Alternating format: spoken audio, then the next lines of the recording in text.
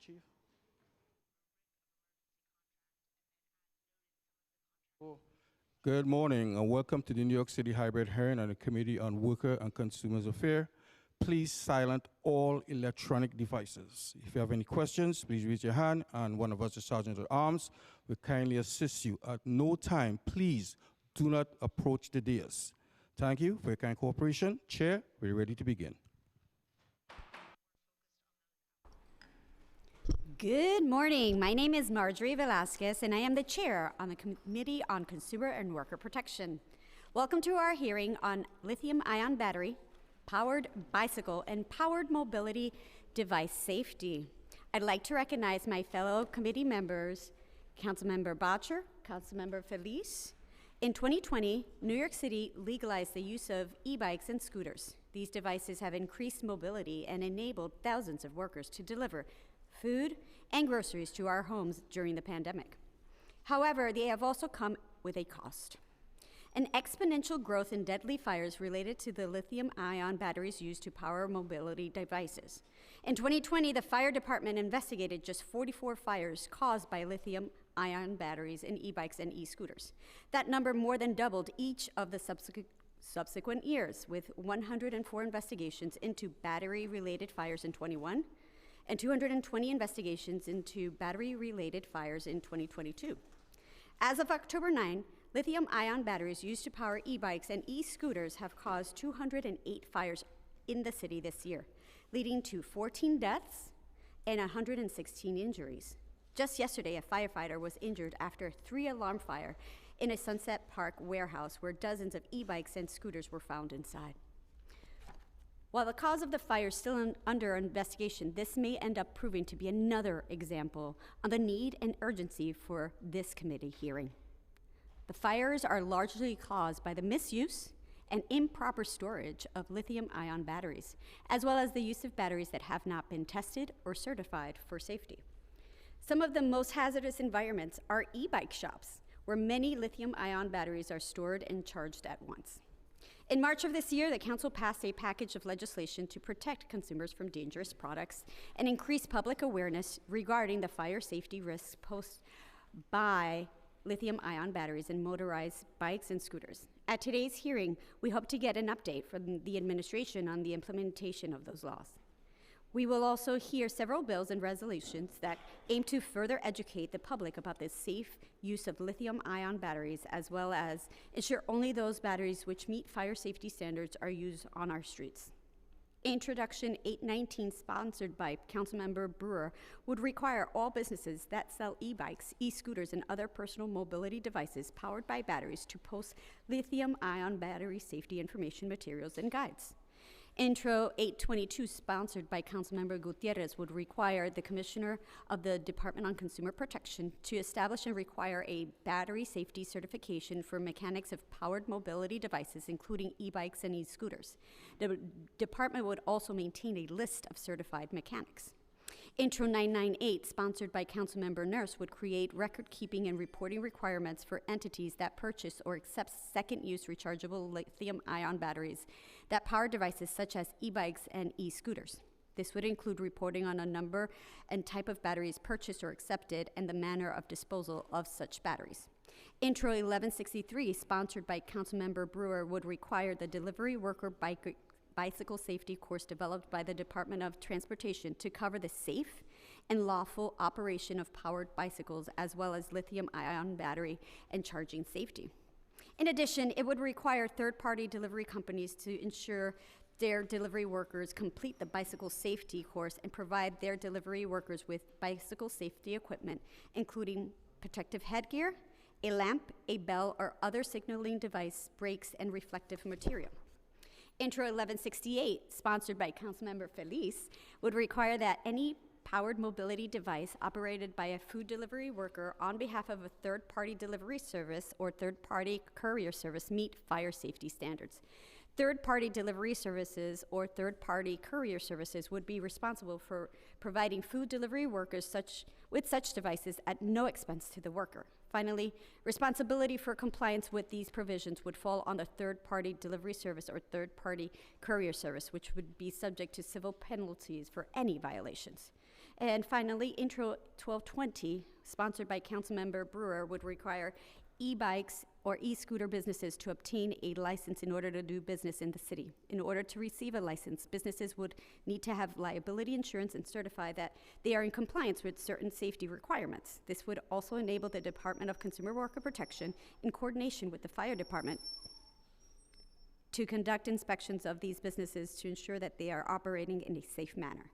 I look forward to hearing feedback on these bills, and now I'll turn it over to Councilmember Feliz.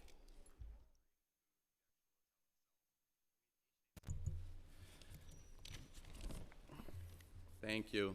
Good morning, everyone. I'm Councilmember Oswald Feliz. I want to thank you all for joining. I want to thank you, Chair Velasquez, for this very important hearing. This year, we've already had over 210 fires due to defective e-bike batteries. 14 New Yorkers have lost their lives due to these fires. This is a serious problem that we must resolve. This City Council has done a lot of work on this issue. Earlier this year, we passed legislation requiring that the sellers play a role in helping us resolve this. We passed legislation specifically requiring that batteries be certified in order to be sold. We also passed legislation creating a battery swap program, a city-run battery swap program, wherein individuals can trade in their unsafe, uncertified batteries for one that is safe. Everyone must help resolve this issue, and that's why I'm proud to introduce, and today we'll be hearing legislation requiring that the delivery companies also play a role by providing safe e-bikes to workers that don't have one. E-bike fires are dangerous. They escalate very quickly. They happen with very little to no notice, and they put all of us at risk. We've had too many e-bike fires, and we've had too many New Yorkers risking their lives due to these defective batteries. We must finally put an end to these problems. So I'm proud to have my legislation heard before this hearing, and I look forward to working with everyone to finally making it a reality in the city of New York, and finally putting an end to the e-bike fires that we are seeing far too often. I want to recognize Councilmember Abreu, just joined us, and I want to pass it over to Public Advocate Williams. Thank you very much, Madam Chair. As mentioned, my name is Jamani Williams. I'm the Public Advocate for the City of New York, and I want to thank Chair Velasquez and the committee members for holding this hearing today. Because of the proliferation of micromobility devices across the city, lithium-ion battery-related safety concerns affect all New Yorkers. Micromobility devices, which are human or electric-powered small and low-speed transportation devices, have the potential to significantly reduce New Yorkers' reliance on fossil fuels. However, citywide planning has gone so poorly that many are choosing instead to utilize gas-powered mopeds for transportation. These mopeds are noisier and pollute as compared to electric-powered micromobility devices. It should be the goal of the Council to make micromobility devices powered by lithium-ion batteries as attractive as possible to adapt. Yet, we cannot allow unsafe practices to spring up to support the micromobility movement. As has been heard today, there have been many, many deaths, unfortunately, and not to mention the loss of treasured items that I heard from one person just yesterday from the storage unit that burned as well. I recently heard from a landlord who stated his tenant operates a micromobility charging business and repair shop within his apartment. He reported the issue to FDNY. His claim is that FDNY told him there were no laws preventing the tenant unless a fire starts. Thus, the tenant is still able to continue charging multiple micromobility devices in a residential building. This is a huge fire risk to the whole building. We must prioritize legal and safe infrastructure around the usage of micromobility devices, which is why Intro 1220 is so critical. E-bike repair shops should be as safe as any auto repair shop. Additionally, I'd like to work with the Council to include this bill language in the bill language that would explicitly exclude residential areas from becoming e-bike repair shops and have limits on how many devices can be charged in one home. Micromobility device users currently operate in an untenable situation. Owners have to navigate unclear regulation about the potential hazardous vehicles. Furthermore, there is little public infrastructure that can accommodate micromobility devices. Ultimately, the state and federal government must develop standards and monitoring practices for lithium-ion batteries, which both resolutions today recognize. Through clear standards, the Council can make ownership of micromobility devices as simple as owning a car. Third-party delivery companies have a unique role to play in facilitating safe practices, and the legislation before us today does a great job at addressing third-party companies' responsibility to ensure delivery workers' safety. Additionally, there must be more public information about best practices for lithium-ion batteries safety, which is why Intro 819 is also important. Additionally, the legislation highlights a larger problem that New York City Council and the city as a whole has to grapple with.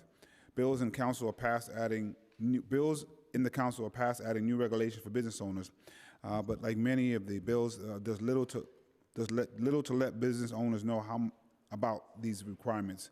Hopefully, bills such as 819 will also be added with new funding for outreach campaigns so that business owners can be informed about what they are required to post. Lastly, online retailers do not have the same burden placed on them when we just require physical posters to be displayed. This is a mistake, as many e-bike customers in particular buy their e-bikes online. We must protect New Yorkers from future of lithium-ion battery fires, and we must make sure everyone is aware of potential dangers. Through promoting micromobility devices use, we will get more cars off the streets and reduce both noise and air pollution.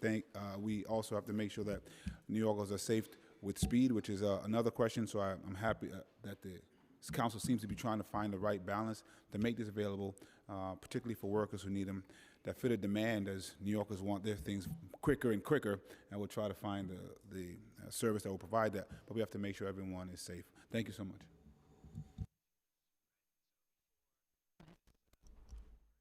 Thank you, Chair Velasquez. Good morning and welcome. Before we begin, I'd like to remind everyone who is joining us via Zoom, you will be on mute until you are called on to testify, at which point you'll be asked to accept to be unmuted by the host. I'll be calling on public witnesses to testify after the conclusion of the administration's testimony and council member questions, so please listen carefully for your name to be called. Oh, do you want to speak now? Okay. I'd like to recognize Councilmember Brewer, who will be making a statement. I am Gail Brewer, City Council. I am here to talk about several bills.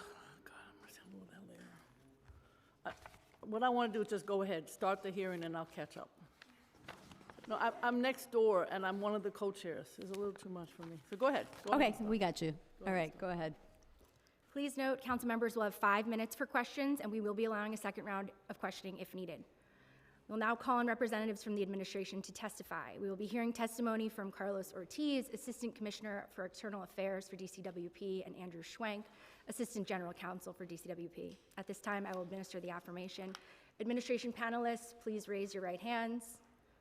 Do you affirm to tell the truth, the whole truth, and nothing but the truth before this committee, and to respond honestly to council member questions? I do. Thank you. At this time, you may present your testimony. Good morning, Chair Velasquez and members of the Committee on Consumer and Worker Protection. My name is Carlos Ortiz, and I am Assistant Commissioner for External Affairs at the Department of Consumer and Worker Protection, and today I'm joined by our Associate General Counsel, Andrew Schwenk. Thank you for the opportunity to testify on legislation related to powered mobility devices and lithium-ion batteries. The administration is committed to protecting New Yorkers from dangerous fires caused by uncertified equipment, from unsafe and illegal equipment operating on our streets, and from exploitative work practices that impact some of our most essential workers. Earlier this year, Mayor Adams' Interagency Electric Micromobility Task Force released the Charge Safe, Ride Safe plan to protect New Yorkers from fires caused by lithium-ion batteries and to promote safe electric micromobility usage. This includes advancing innovative measures promoting safety in our city, which enhance the quality of life for all New Yorkers, including our workers, consumers, and businesses through, for example, access to safe equipment, outdoor charging stations, and a minimum pay rate for food delivery workers engaged as independent contractors. In supporting Mayor Adams' priorities, DCWP has served New Yorkers who purchase and utilize these devices by ensuring that those products follow safe standards established by accredited testing laboratories, and by facilitating delivery worker education on fire safety. DCWP is the lead enforcement agency for Local Law 39 of 2023, which went into effect on September 16th and prohibits businesses from selling powered mobility devices or batteries that are not certified to specific testing standards. Since the start of enforcement, DCWP has conducted close to 270 inspections, including 47 joint inspections with the New York City Fire Department, and issued summonses to 79 businesses for violating Local Law 39. Moving forward, our goal is to continue conducting proactive enforcement that builds on our multilingual educational efforts that work toward creating a culture of compliance in our city. Additionally, pursuant to Local Law 41 of 2023, DCWP distributed fire safety materials developed by the Fire Department to our third-party app licensees, who are required to provide these materials to their delivery workers. Turning to today's legislation, Introduction 819 would require all businesses that sell e-bikes, e-scooters, and other powered mobility devices to post lithium-ion battery safety informational materials and guides. DCWP supports the intent of Introduction 819 and in educating New Yorkers purchasing or utilizing devices on fire safety and fire risk. As we have done with Local Law 38 of 2023, we plan to work closely with the fire department to identify the appropriate educational materials that could serve New Yorkers, given our lack of technical expertise in fire safety. Introduction 822 would require DCWP to create new criteria for powered mobility device battery safety certification and require mechanics of powered mobility devices to have this certification. DCWP would like to understand further from the Council how they intend for this bill to address powered mobility and battery safety. It is currently illegal to sell refurbished batteries in New York City, and the sale of used batteries must comply with Local Law 39. Moreover, many mechanics of powered mobility devices may not be working on batteries themselves, but on other mechanical components of a powered mobility device. Generally, our agency lacks the technical expertise in this field to create and mandate a certification for mechanics in New York City. Without the requisite expertise, we cannot ensure that such standards would improve the safety of powered mobility devices. Turning to Introduction 998, this bill would create record-keeping and reporting requirements for entities that purchase or accept used batteries that power devices such as e-bikes and e-scooters. DCWP would make those records available to the Fire Department and the Department of Sanitation. DCWP supports this bill, and we look forward to working closely with the Fire Department and Sanitation to identify any information that they believe is necessary to be included in the record-keeping requirements. Introduction 1163 would require the Department of Transportation to update their commercial cyclist safety course to include information on the safe and lawful operation of powered bicycles, as well as guidance for lithium-ion batteries and safe charging. It would also require DCWP's third-party app licensees to ensure that delivery workers wear helmets and complete the cyclist safety course developed by DOT. Lastly, app licensees will be required to ensure delivery workers' bicycles are equipped with safety equipment, including a lamp, a bell, and reflective tires. The administration supports and shares Council's interest in e-bike safety and the safety of commercial cyclists. Our colleagues at DOT recommend ensuring the bill includes limited-use motorcycles and powered vehicles, such as a pedal assist and throttle e-bikes, in its scope. Furthermore, DOT recommends that new riders, as well as existing riders, take the updated course. Introduction 1168 requires any powered mobility device used by food delivery workers on behalf of a third-party food delivery services and third-party courier services to comply with safety standards laid out in Local Law 39 of 2023. And our understanding is that the bill also intends for these app companies to provide workers with such devices at no expense to the worker. We applaud the Council for this legislation. As we have commented at previous hearings, the administration strongly believes that businesses who engage delivery workers in our city bear a responsibility in ensuring that those workers have access to safe equipment and are dispatched safely. DOT has also been working diligently on this issue and looks forward to engaging with the Council in the legislative process to implement an effective plan in the near future that meets our shared goals. Other components DOT has been considering for this bill include requiring app companies to run a trade-in program for unsafe devices, requiring app companies to submit a safety plan and regular data to demonstrate their compliance with those plans, and linking adherence of these plans and adherence Introduction 1168 to each company's license. Lastly, Introduction 1220 would create a new licensing requirement for businesses selling electric bicycles and scooters. The bill authorizes DCWP to issue civil penalties for violations under the law and deny, suspend, or revoke a license. While DCWP agrees that it is important to create stronger regulations for these businesses, we believe it is premature to implement a licensing regime at this point in time. Instead of licensing these businesses, we propose strengthening the city's authority to close down these businesses after repeat violations through a sealing authority. We also have recommendations for improving current local law to facilitate greater compliance. We welcome any discussions on how we can ensure the safety of New Yorkers with respect to unsafe and uncertified devices. Thank you for the opportunity to testify before your committee on today's legislation. The administration looks forward to hearing from stakeholders on the impact of these bills for their constituencies and to collaborating closely with the Council during the legislative process. I welcome any questions you may have for further discussion. Thank you.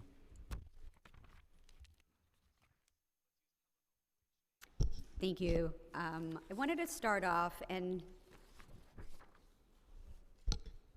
ask you several questions. According to recent reporting, there have been 208 battery-related fires across the city this year, which resulted in 14 deaths and 116 injuries.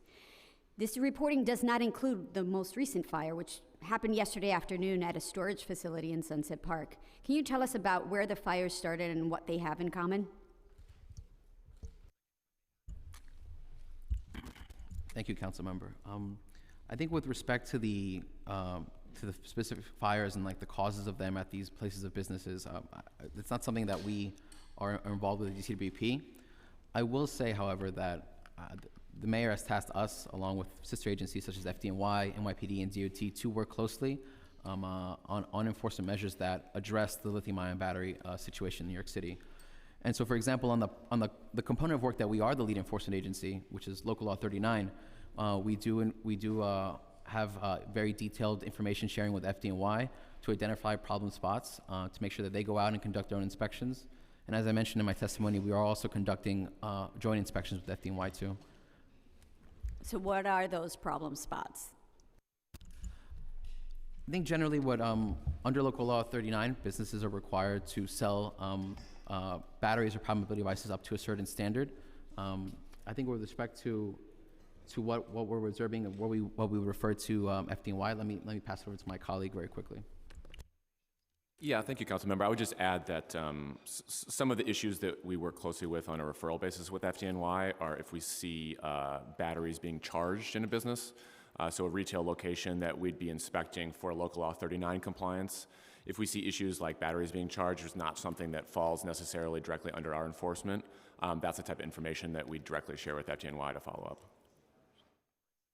Thank you. I also want to recognize Councilmember Menon has joined us. Do you know what percentage of these fires have started in bike shops? Thank you, Councilmember. I'm not aware of the particular data details with respect to the fires, but I'm certainly happy to follow up with my colleagues at the fire department to gather more information for you on those pieces. Are there any trends in the origin of lithium-ion battery fires? Again, I think I would have to defer to the fire department in terms of their work in the space and their investigations in those fires. I know we have held many hearings together as well in terms of, and I've heard feedback from the fire department of the destructive nature of these type of fires. But again, I think I would have to defer to them for more detailed specifics.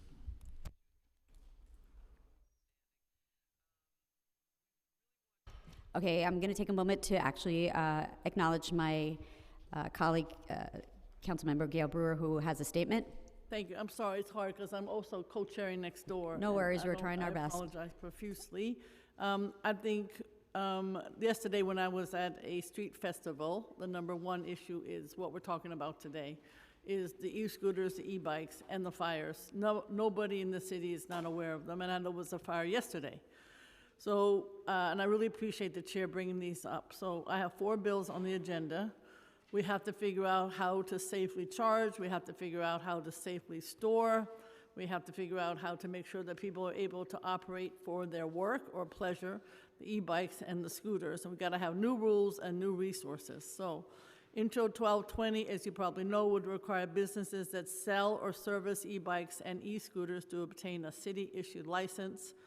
The goal is to ensure businesses follow the local laws and fire codes intended to prevent the fires. And I guess maybe we should even include storage units, because that came up yesterday with the storage unit fire.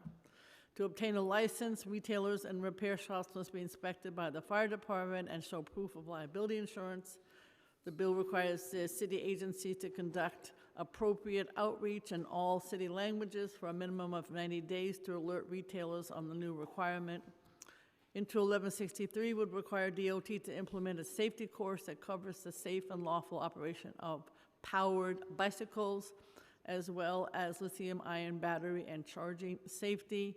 It requires third-party delivery companies to ensure that their delivery workers complete the safety course. And I think there are people here today representing the apps, and I think everybody is stating that they need to take much more responsibility than what they are. This bill would also require third-party delivery companies to provide their workers with bicycle safety equipment, protective headgear, a lamp, a bell, signaling devices, brakes, and reflective material. Intro 819 would require the posting of lithium-ion battery safety guides in places of business and online retail platforms that sell these powered mobility devices. We're all talking about point of sale. I think there's a bill, similar bill in Albany. Point of sale is an ideal opportunity to educate new riders. Reso 746 calls on the State Assembly to pass and the governor to sign legislation that would prohibit the manufacturing, distribution, and sale of lithium-ion batteries or chargers that do not comply with UL standards. I know that the City Council, Council Member Oswald Felice has already passed such a bill locally, and we passed a bill on the city level that prohibits the sale of second-use batteries, although I understand that there are lots of loopholes that salespeople are finding and enabling the batteries still to be sold. This is a really complicated issue. I thank you very much, Chair Velasquez, for holding this hearing, and I think we all need to work together because the not working together is going to provide even more challenges than we already face. Thank you very much. Thank you, Councilmember. So, Local Law 131 of 2023, enacted on October 15, 2023, establishes a trade-in program for powered mobility devices and lithium-ion batteries used in powered mobility devices. Whew, that's a sentence. Do you have an update on this program? Yes, I think the most recent or pertinent update is that the Department of Transportation will be the agency assigned to implement the program. I know they've been thinking very thoughtfully around the details of the city-administered trade-in. That's the most recent update I have. So which agency is going to be responsible? You guys? Department of Transportation. And so who's eligible for this e-bike trade-in?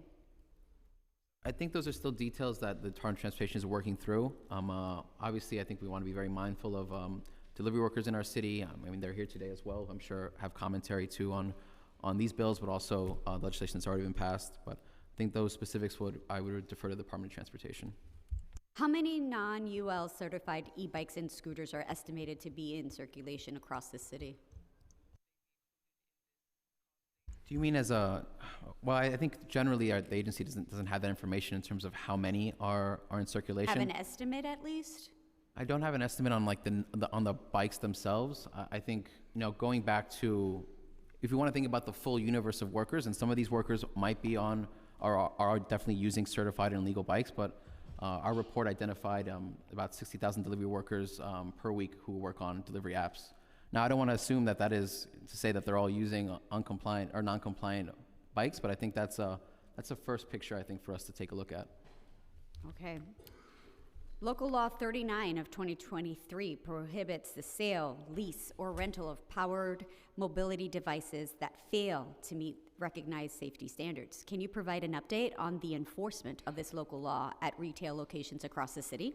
Yes, I'd love to actually. And let me actually go into the summer from what we were doing on the outreach side of things. We worked very closely with New York City Police Department and DOT to educate hundreds of retailers across the city, as well as online retailers, on the requirements that they would have to be following under Local Law 39.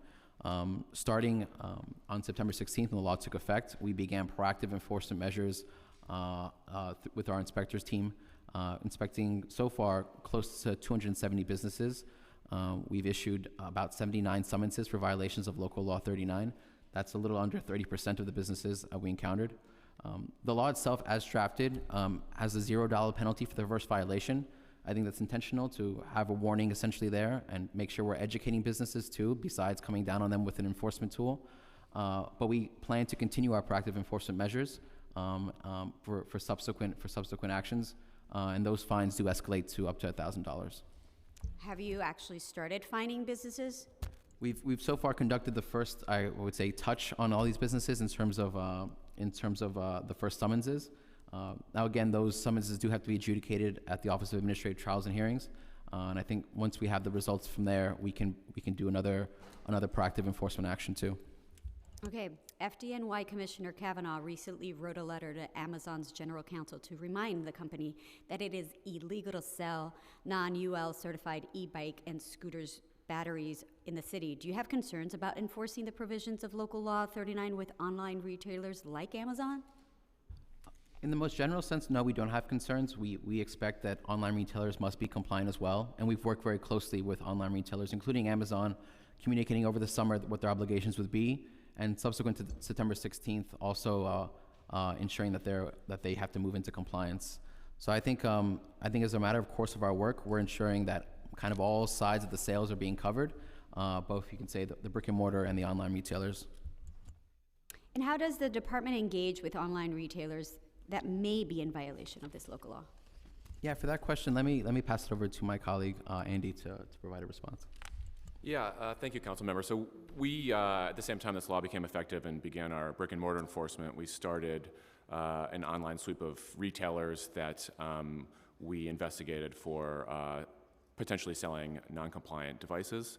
And so we do that through a cease and desist process where we'll do research, determine potential compliance issues, send out a cease and desist, and then engage with the company about coming into compliance with the law, and ultimately, if need be, issue a summons if appropriate. But how long does that take from start to finish? So we've begun our sweep. We do have active cease and desist letters out, and we have also issued a few summonses to some non-compliant online retailers already. I think the number there is 7 or 8 summonses issued to online retailers for non-compliance. Again, I think this is which does not include some of the companies you mentioned, such as Amazon. It's other companies, but I think generally this all speaks to the efforts that we recognize that online sales are a component here, and we want to make sure that the agency is dedicating resources to ensuring compliance there. And how do we start off? Is it an investigation? Does a consumer bring this issue up to you, or is it an elected? How does this start? And certainly, how do we advocate for folks to reach out if they do see a retailer, whether online or brick and mortar? Well, generally, I would say so far we've received, actually zooming out again, I would say that the agency has taken a very proactive stance in terms of this work. Over the summer, working with our sister agencies to identify these locations, using our existing inspection routes to also identify locations. So we worked very proactively on that end. Likewise on the online retailer piece as well. So in many situations we were already on the front foot, so to speak, when the law took effect. We've so far received about 7 complaints from consumers. It's a mix of some constituents themselves, but also elected officials, community boards. I think we always welcome consumers to bring complaints to us. And even if it's a question, if it's, I'm not sure, but can you take a look at this? We're happy to take a look for compliance. Ultimately, this is about the safety of New Yorkers, and we want to do our part to ensure that safety. And as you begin inspections, what are the trends you're seeing among retailers and resellers? And are most retailers in compliance with UL certification standards? I think I think a large majority of retailers are in compliance right now. I think upwards of 70% based on the numbers I shared earlier. I think what we've seen mostly of violations of Local Law 39, I believe, are for uncertified powered mobility devices, and then subsequent to that, uncertified batteries. I'd like to recognize council members Farias, Wong, and Ose. What kind of outreach has the department conducted on UL certification requirements and the risks associated with non-certified mobility devices? So we've tried to leverage all of the outreach tools in our toolbox, so to speak. That includes social media, but also direct hard mailings. We've also done in-person visits to locations. Likewise, we've worked very closely with Small Business Services and NYPD for them to conduct their own in-person outreach as well. I think, in my experience on the community affairs side, typically the in-person work is very helpful in this particular situation. Being able to sit down with somebody and communicate to them the expectations of a local law, and being available for questions afterwards. And just to piggyback on an earlier part of your question from before, if folks do want to contact us, they can always reach out to communityaffairs@dcwp.nyc.gov. That comes directly to my team, and we help input those inspections on their behalf. Okay, just want to reiterate your last statement, if you could do it a little bit slower, and if there an 800 number or a direct number that folks can also call besides an email. Great. Yeah, I'm sorry. I do tend to talk too fast. It's communityaffairs@dcwp, David Charlie, William Peter, .nyc.gov. And then we have a general intake line that is 212-436-0186. How would Intro 1220, which would license e-bike and scooter retailers, impact the department's ability to enforce existing legislation related to e-bike and scooter safety? Well, Councilmember, I think, as I mentioned in my testimony, we don't necessarily see licensing as always as a panacea in and of itself. I think what would be really interesting for us as an enforcement body is to have a sealing authority for these businesses, and that's essentially an ability to close a place down if they are repeat violators. As an example, in some other sectors of our work, such as tobacco retail dealers, we've been able this past year to close down about 50 illegal tobacco retail dealers and collect over $1 million in penalties using an analogous sealing authority. And I think that's particularly nimble as well, because the sealing authority we can use to really go after these bad actors, the ones that are continually violating the laws that are important to us. Versus the licensing scheme, while it might be something to consider in the future, right now we think it's premature, because who knows if in 2 years or 3 years' time, do we really want to put on more burdensome regulations on the folks that are following the law? A licensing scheme is not just a licensing scheme for bad actors, it's for everybody. And so we should consider as well whether our mom and pop bike shop on the corner needs a license too to operate in New York City. Does the administration support A4938-B and A5310, which would set standards for lithium-ion batteries used in specific electric mobility devices and prohibit the sale of second-use lithium-ion batteries intended for use in a bicycle with electric assist and an e-scooter or a limited-use motorcycle?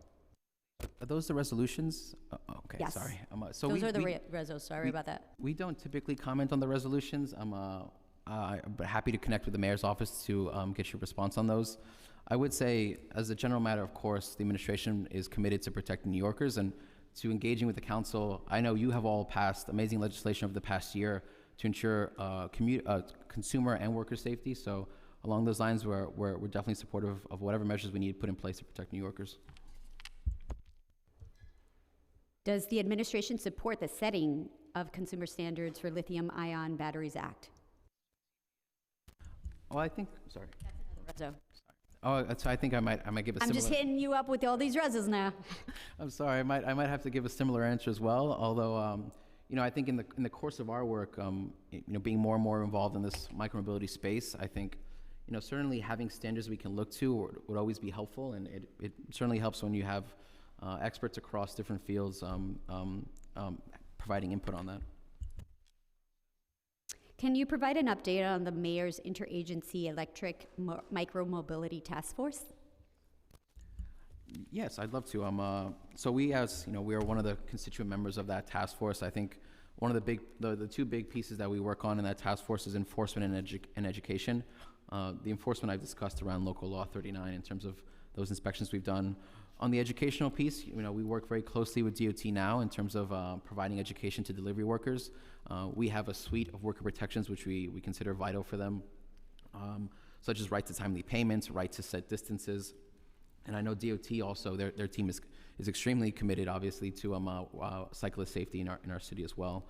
And generally, in the positions that I mentioned earlier for Intros 1168 and 1163, we've been in close communication with DOT on those positions. They are extremely interested in taking those up, and as I mentioned in my testimony, have various recommendations that they'd love to discuss with the council in the legislative process. So has the task force convened since publishing the plan? Sorry, I'm looking at my team member because I think she sits on those working groups every week or every other week. So yes, we do convene as a team these city agencies frequently. Has the task force issued any new recommendations? I don't believe we've issued any new recommendations in the format of a report, but certainly these recommendations that I have in here in terms of our bill positions are something that the task force has looked at as well. Do you have an update on plans related to safe cycling infrastructure or safe riding public education? In terms of the public education piece, I think some of the bills in here, like Introduction 819, in terms of providing consumers some educational materials, is something that we're supportive of. On the infrastructure piece, I'd have to defer to DOT and their efforts. Andy, was there anything you wanted to add? No, just DOT, yeah. Okay. So actually going to this infrastructure, and we could be honest that the city is lacking infrastructure for this. Where are these charging stations and the proper bike lanes, and where are the hubs that the mayor and Senator Schumer had promised 2 years ago? I think in terms of those items of work, they're not something that our agency's been involved in. I think the hubs have been something developed with the Parks Department, and the charging stations and bike lanes are within DOT. But again, I'm happy to touch base with them and get back to you on those answers that you need. Definitely, if you can, because I understand that if we can implement this and if we could work with third-party app providers, we can actually get them up and running much quicker and assure the safety of drivers as well. So this is a priority for everyone. Thank you. How should consumers dispose of e-bike and e-scooter batteries?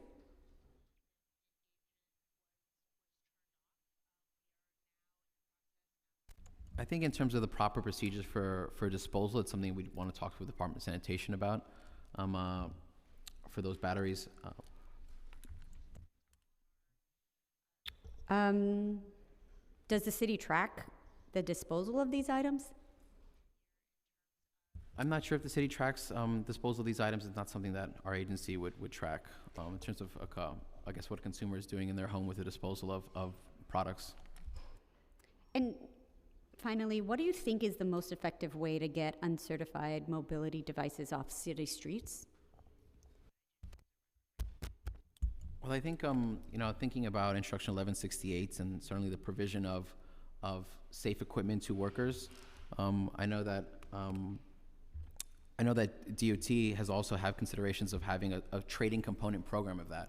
You know, if you bring in your uncertified bike, getting a certified bike would be a way to accomplish two goals: safe devices for workers and unsafe devices off of the street. And as I mentioned in my testimony, I think from the administration's perspective, we do believe that businesses, apps that are engaging these workers bear a responsibility in facilitating that and ensuring that their workers are operating with safe devices, and that when they're on our streets as well, that they're being dispatched safely as well. Councilmember Feliz. Thank you. Thank you again, Chair, for this hearing. I want to thank all of you for joining us today. I also want to thank our deliberistas who have joined us. I want to thank them. They've been nothing but great partners every single step of this conversation. So I have 3 sets of questions, including about Local Law 39, including about the battery swap bill, and also about Intro 1168. So as it was mentioned earlier this year, we passed Local Law 39, which took effect mid-September, requiring UL certification for batteries that are sold in the city of New York. So I have a few questions about that law, Local Law 39, UL certification. What educational outreach was done in preparation of this law and also enforcement of it? So for Local Law 39, I think our outreach was primarily based in in-person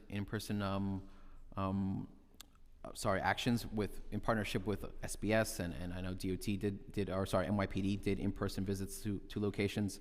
I think what we also did on our end was we were able to reach out via mailer to all these locations as well to provide them some of the information they would need. That information was in multiple languages as well. And I think an added piece of what we've done is we've put some new resources up on our website too. A plain language checklist. This is something that we frequently use for our businesses. It essentially helps a merchant or an employee understand, did I put this thing in the right spot? Did I put a sign here? Did I check for the certifications on this product? And just going down that checklist, ensuring that you have compliance with our local law or with the protocols that we have. So those are all also being developed for all the city languages too. It's a particular tool that we often utilize. Okay, very good. Yeah, and all of you have done a great job. I know many of those businesses received the notices that you sent out, so very good work with just notifying everybody of the new rules that apply. Similar question to the one that our chair mentioned earlier. Earlier this month, the fire commissioner sent over a letter to Amazon letting them know about the new rules that apply that require UL certification for batteries that are sold. So do you have any concerns about enforcing the provisions of Local Law 39, not only with Amazon, but also with other online retailers, such as eBay, which is a bit different and a little bit more messy or complicated? I think for us, this is something that we always want to be focused on in terms of where any gaps could enforcement could be in. And the online retailer piece is something we identified very early on as a significant component of our enforcement work. For that reason, we engage very closely with Amazon as well. We engage closely with other online retailers too. I think even it's important to note that even private sales of these products have to follow compliance with Local Law 39. It's something we want to stress, and if folks are not observing that or observe companies not to be following the law, then we would please let us know. Okay, good. Also, last month we received some good news. Always good when the manufacturers start playing a role as well, manufacturing not only e-bikes, but specifically e-bikes that have gone through safety testing. And last month we heard really good news. Rad Power, which is a big e-bike manufacturer, said they would start only manufacturing e-bikes that are certified, which is great. Obviously, we want to make sure we could only make these laws effective if our fleet is large enough for those 65,000 delivery workers that we have. If we don't have those 65,000 certified e-bikes, we're not going to go as far in ensuring that only the safe e-bikes are sold. So on that point, any steps that we've taken to work with the manufacturers just so that they could also start playing a role in ensuring that they either build e-bikes or if they already have e-bikes that aren't certified, that they go through that UL process. No, thank you for that context, Councilmember. I know some of the folks in the Micromobility Task Force themselves have been engaging with conversations with the manufacturers since before the local law took in place. Again, I think this is I guess the administration's approach to holistic solutions for the e-bike fires right now. Yep, perfect. All right. Before we move on to the SWAP program, any ways, based on a month and a half of enforcement that you've done, any ways that Local Law 39 could be strengthened? Or is it good enough to be able to achieve its desired effect? Well, I think, I think certainly with respect to the instruction 1220 that we were discussing earlier, there are ways that we can strengthen the city's hand for enforcement. And that could include a sealing authority for businesses that are repeat violators of Local Law 39 and also other laws that are significant for protecting New Yorkers. I think as well, the $0 penalties in the first instance has been very helpful as an educational measure right now. But given all the work that we put into education enforcement, we can also consider increasing those first-time penalties as well. But again, I think we're happy to work with council. I think we're in an interesting moment right now for our enforcement. We're just finishing kind of these initial actions, and I think we'll have a lot of feedback we can provide for the legislative process. Okay. Moving on to the questions about the battery swap bill that yes, we'll pass it on to Councilmember Julie Wong for a quick question. There's so many hearings happening right now. Thank you so much, Councilmember Feliz. Just really quickly, thank you so much to Assistant Commissioner Ortiz for being here. I thank you for coming to inspect some of the stores in my district. And what we're currently seeing throughout the city is a proliferation of continued sales of illegal batteries in these motorcycle and scooter shops and e-bike shops. So my question that I want to understand clarification on is for the sales themselves, as they continue to sell, I know that DCWP is doing inspection, but you are not able to confiscate the illegal batteries, only NYPD can. So can you help me understand the process of where the handoff happens and in which part of the process that NYPD is notified and how that notification happens, and what is the timeline for when they come to confiscate the illegal batteries as well as the bicycles that have no VIN numbers that are continuing to be proliferating our markets?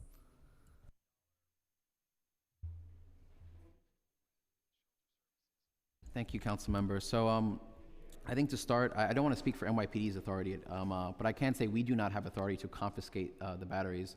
What we have done for our enforcement measures, however, is do joint inspections with the fire department. We've done about 47 joint inspections with the fire department, and we also have an in-depth data sharing model right now as well, where when we see a problem situation, batteries being charged in the shop, looks like refurbished batteries being sold, we refer those immediately to the fire department, who I know are prioritizing this work on their end. That's for the Local Law 39 enforcement. I also do know that PD takes a greater role along the illegal motorized scooter sales. And I do know they've conducted point-of-sale education and as well as point-of-sale confiscations of a number of devices.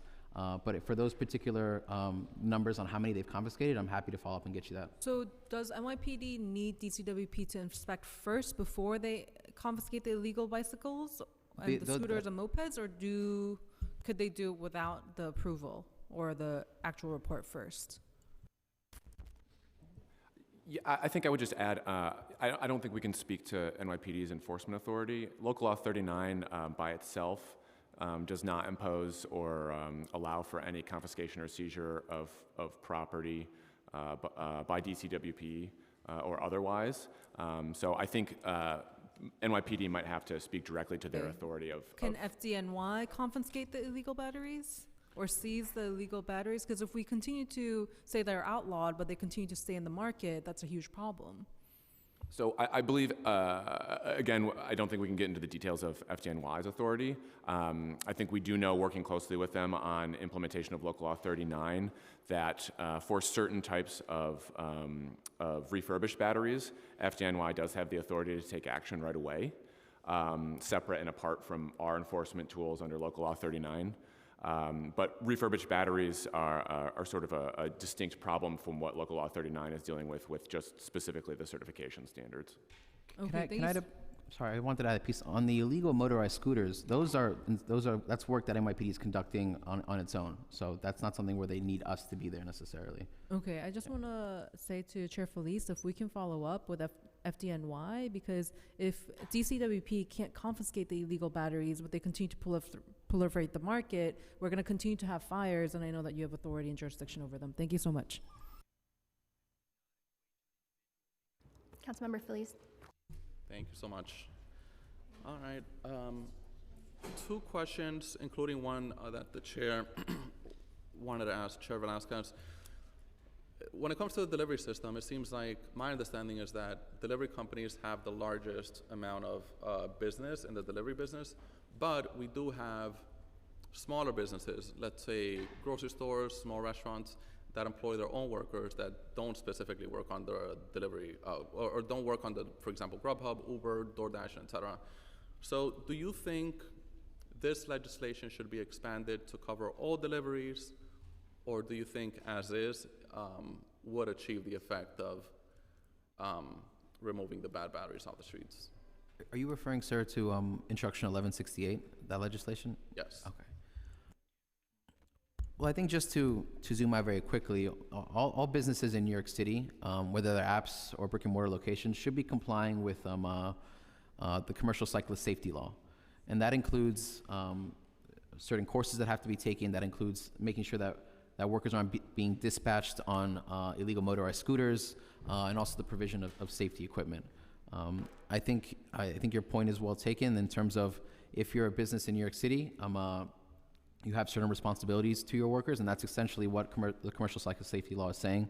I think under Introduction 1168, I think definitely the apps have a large responsibility as well. I mean, they are engaging with a large number of delivery workers. They're operating on our streets, and we need to make sure that for New Yorkers that streets are safe. Yep, and final question. Enforcement of 1168, well, 1168, Intro 1168 has many parts, including a part that requires that deliveries only be conducted with UL certified batteries, a second part that requires that the companies provide a UL certified battery or e-bike if the worker doesn't have one. We're obviously working to build a system, we're all thinking this through now, but what do you think, how do you think enforcement of such law could be achieved? How do we check that whether a worker has a safe certified e-bike battery and also whether the company is providing the bike? Thank you for the question. I think there are a number of components that DOT has been considering and that we've been also working with them, advising them on that are designed to facilitate compliance. I think number one is requiring companies to submit a safety plan, and as part of that safety plan, a regular data reporting to the Department of Transportation. I think also something we've considered is linking adherence of these safety plans, which includes adherence to existing local laws like the Commercial Cyclist Safety Law, linking adherence of these plans to their license if they're licensed by the Department of Consumer and Worker Protection. The way that would function is if DOT, through the course of its work, its data reporting, is able to identify violations of their laws, and they can let the Department of Consumer and Worker Protection know, then we can begin an action on the license. It's an additional tool in our toolbox. Again, I think we have to keep up with the times and ensuring that our our enforcement apparatus is meeting the needs of our communities. All right, perfect. Thank you so much. Sorry about that, y'all. Just had a couple of other questions. According to DCWP's minimum pay study, 40% of deliveries are done by restaurants themselves and not with apps. In addition to focusing on apps, what are you doing to make sure those restaurant workers utilize proper e-bikes? Thank you, Councilmember. I think a law that's currently in place that I think the administration would certainly be interested in strengthening if we could is the commercial cyclist safety law that DOT is able to conduct or has authority over. That law applies to all brick and mortar businesses, all app companies, and that really, I think, speaks to the question at hand in terms of making sure that our workers have safe equipment, even if they're at a restaurant or if they're at an app, and that they're dispatched on safe devices and not dispatched on an illegal motorized scooter. So I think we can certainly build off of that. I also believe, Local Law 39 has been, I think, it's been essential in creating standards for the city as well. Not only standards that we can begin identifying standards that are safe, but also just a standard right now for our laws to focus on. So I think that's also something that helps everybody. It helps address in terms of from a point of sale perspective on what products are available. Obviously, there are going to be violations of that law, but we will be on the lookout to make sure we follow up with those places and bring compliance to them. It's my understanding that the minimum pay standard approved by DCWP considered expenses that workers have for their equipment, including e-bikes, batteries, and accessories like helmets. Is it correct that platforms paying workers for that type of equipment has already been calculated into the pay standard? Yeah, thank you for the question, Councilmember. I think it's hard for us to answer any questions about the minimum pay study or minimum pay rate given ongoing litigation right now. Are there enough UL certified e-bikes available to replace all these uncertified e-bikes being used in the city right now or in the short term? I don't know if that's information that we have on hand with us right now. I think what's encouraging to us, and something Councilmember Feliz mentioned earlier, is the movement from businesses themselves, retailers, whether online or brick and mortar, as well as manufacturers, to produce more certified equipment that is compliant with Local Law 39. I think that's something we find very encouraging, and obviously for the goals that we all share of getting safe devices to workers and getting unsafe devices off the street, that's something we need to have happen. And what are delivery workers supposed to do if their current e-bikes become illegal under Intro 1168? Well, my understanding in Intro 1168 is that there's also that workers are. Sorry, let me read the line exactly. The bill also intends for app companies to provide workers with legally compliant devices at no expense to the worker. I think, again, there's recommendations that the Department of Transportation has thought of to kind of address the situation. For example, a trading component of the unsafe devices, a one-for-one, so to speak, or also considering batteries as a possibility as well. I think this is, where we want to get to is a place where workers are being protected, or New Yorkers are being protected from unsafe devices. And that means getting some of those unsafe devices off the street and getting safe devices onto the street. And so with that being said, how hard are we going to go after the manufacturers? Well, in terms of the manufacturers, I know folks in the Micromobility Task Force have already been communicating with them about Local Law 39 and about moving into compliance ahead of the September 16th date. And we've been very encouraged to see them as well adjusting to the requirements of our local laws. And I would just add, Councilmember, to the extent that a manufacturer sells directly to New York City, they would have to comply with the sales requirements in Local Law 39. And so that would be a part of our online enforcement as well. Thank you. I'd like to acknowledge Councilmember Krishnan has joined us. Councilmember Farias, I know you had a couple of questions. Thank you, Chair. Just a couple of quick questions. Is there an effort from the administration to locate sufficient battery storage spaces throughout the 5 boroughs? I'm sorry, I just can't hear you because of the noise. Is there, sorry, this mic seems to be a little bit lower. Is there an effort from the admin to locate sufficient battery storage throughout the 5 boroughs? Yeah, so we engaged in a laborious process over the summer to identify these locations ahead of our enforcement actions. Not only working with PD and DOT to identify locations that were on their radar, but also using our own inspector resources too during the course of their regular days to identify these locations. I think we ended up conducting close to 270 inspections across the 5 boroughs. We are still doing that work, and to the extent that you might be able to identify any places for us, we're happy to go out there as well. Sure, I asked that question more specifically, like, was most of it on municipal land? Can you give us some ideas of where you saw we could put some storage spaces? I do know some of my NYCHAs, for example, were reached out to see if their parking lots could be used as battery storage, and I just want to get an idea of what the city's goal was in that attempt. They were asked before, like, it was just planted there, and I know one of my NYCHAs declined, so I'm just trying to figure out what was our sourcing process and what was the denial, acceptance, et cetera. Sorry, I think before, I think I might have understood stores and you might have said storage, so I apologize if my question. Storage, yeah. Sorry. It's So okay. in terms of the charging stations and that work, that's something that DOT has been leading. I think they would have the requisite information on the storage themselves. From the stores perspective, what we identified was mostly, your brick and mortar shops that were on avenues that we were able to go in and inspect as retail facing entities. Okay, thank you so much. Councilmember Krishnan, do you have questions? Councilmember Feliz, do you have questions for the admin? You have more? Oh, sorry. Thank you. Few more final questions. Let's see.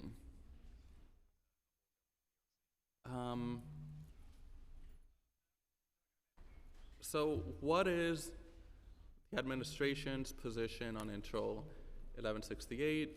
And also, obviously, this is a bill that involves a lot of technical things. So are there any ways that you've thought so far that we could improve the bill? I think in the broadest terms, the administration applauds this legislation. It's something that I think we will all be wanting to work closely on with you all in the council to implement in the near future. I know DOT in particular has a number of recommendations, including running a trade-in program, including developing safety plans and data reporting, as well as linking licenses to violations of these aforementioned items. As I mentioned earlier, DOT is also going to be implementing what was Introduction 949. So I think this is all exciting work for us to be closely collaborating on measures to improve the safety of New Yorkers. Yeah, and final question. So there are some federal laws that apply to the sale of safe e-bikes, not UL, but just safety in terms of sales of e-bikes and their batteries. I know not too long ago, I think it was the fire department sent over a letter to the federal government talking about those laws. So what are federal laws that apply here that relate to the safety of the sale and the manufacturing of e-bikes? And also, are they being enforced, or do they have teeth? My understanding of that letter that the FDNY sent was that it was directed to the Consumer Safety Product Commission and asking them to develop a singular standard or standards for local municipalities to follow. But with respect to New York City, I mean, the law that's in place for that is Local Law 39, which has UL standards in place that are verified by accredited testing laboratories, and that's what we're using here in New York City to protect New Yorkers. Thank you. And Chair Velasquez had to step out, but she has a question. Has DCWP surveyed to figure out exactly who is using e-bikes, e-batteries, and for what purposes? And how about commercial usage?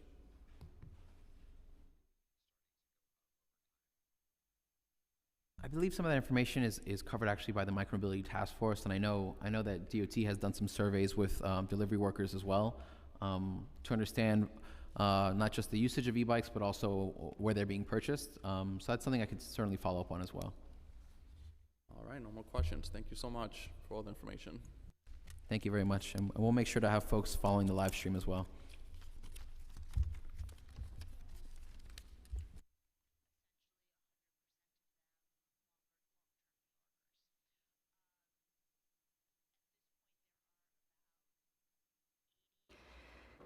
Thank you. We will give the administration an opportunity to collect their things, and then we will turn to public testimony. If you are in person, please come up and take a seat at the table, and you may begin once the sergeant has notified you that the time has started. You will have 2 minutes to testify, so please begin once the time starts. Council members who have questions for a particular panelist should let me know, and I will call on you after the panel has completed all of their testimony.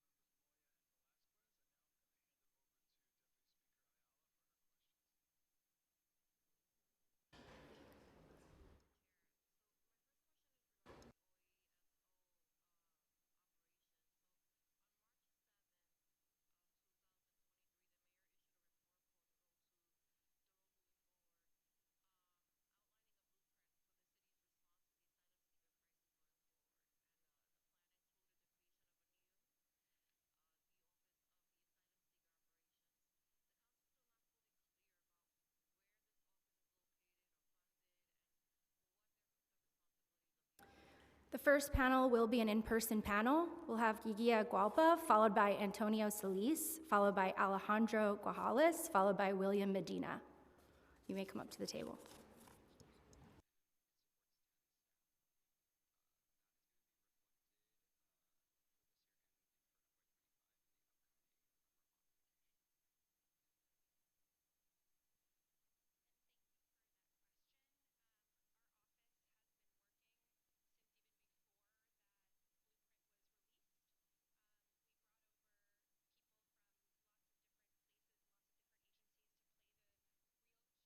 You may begin.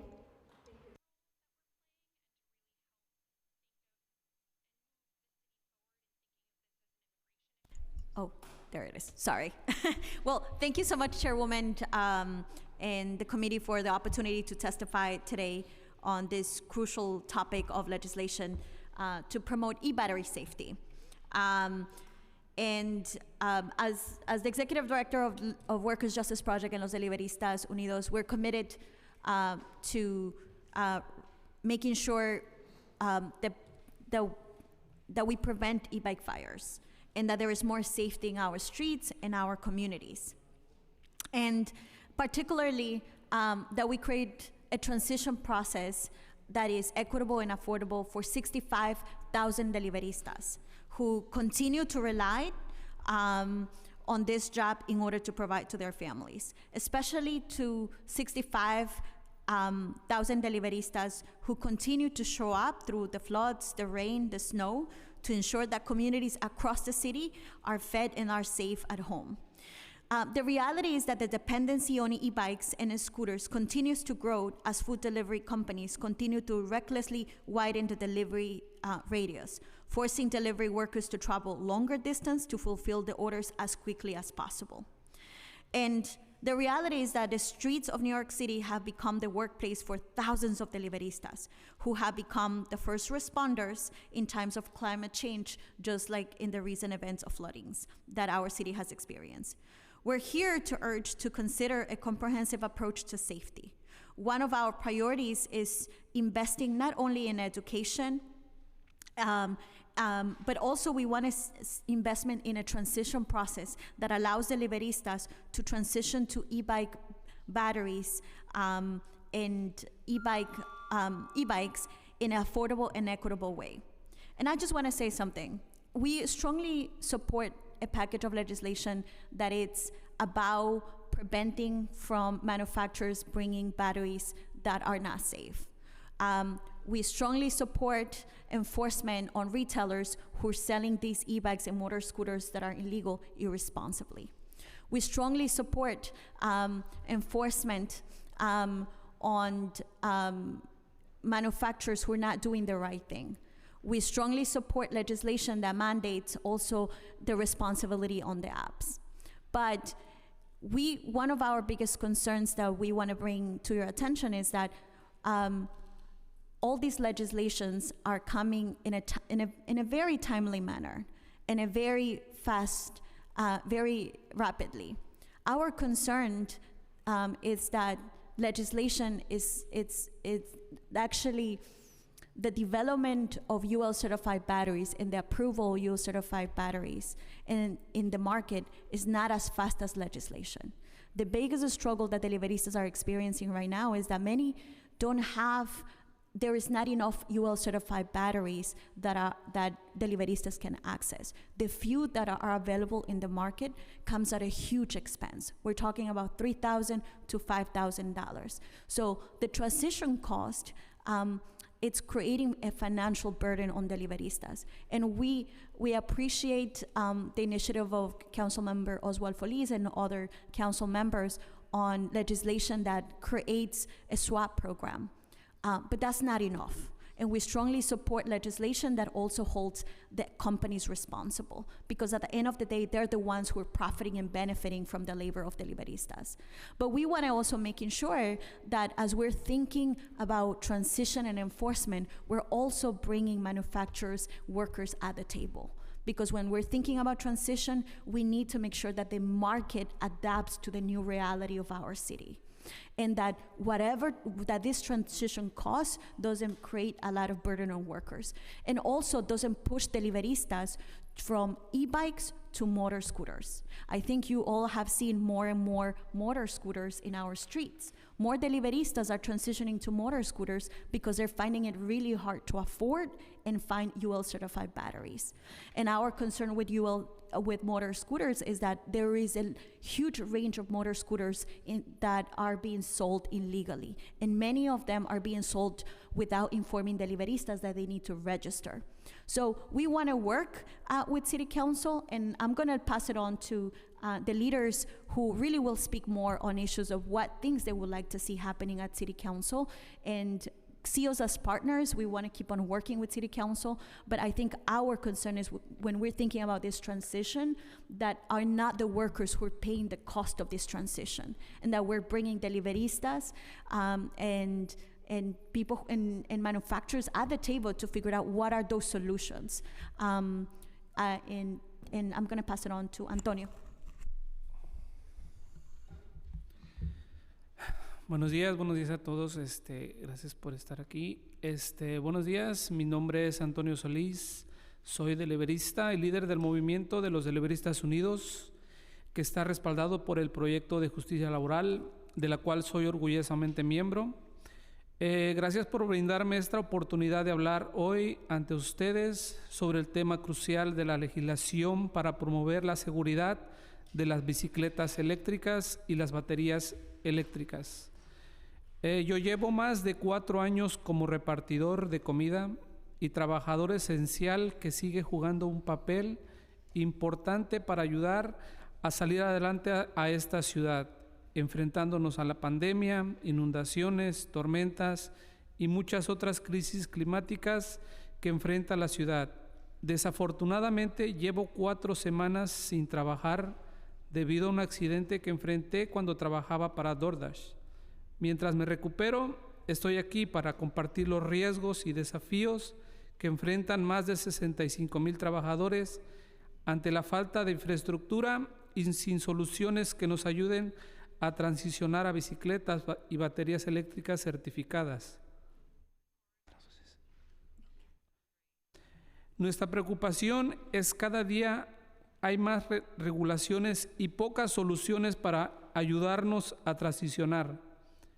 Mientras la ciudad genera más regulación, el trabajador es el que enfrenta las consecuencias al no poder conseguir las baterías o bicicletas certificadas que se utilicen para nuestro trabajo. Las pocas bicicletas que se encuentran en el mercado cuestan más de $4,000 o $5,000.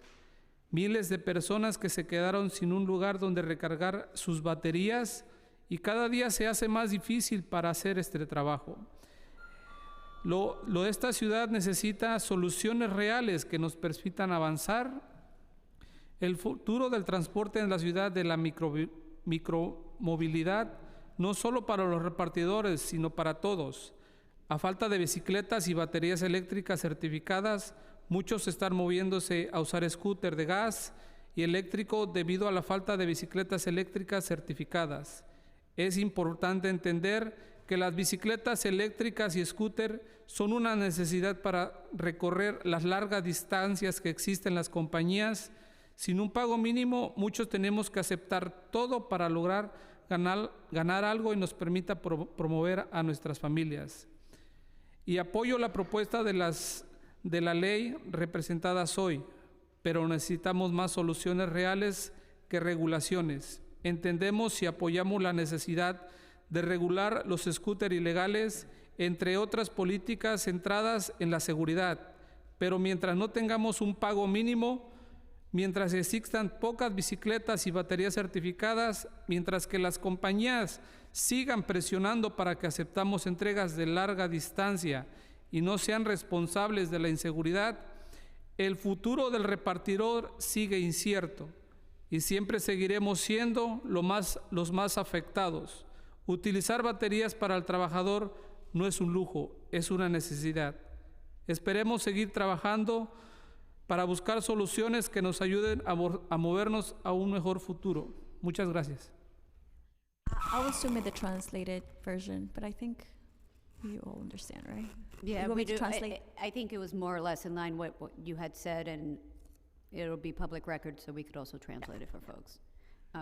Would you like to speak, sir? Yes, thank you. Yo. Hello, everyone. My name is William Medina. I'm the Liberista and member of WJP.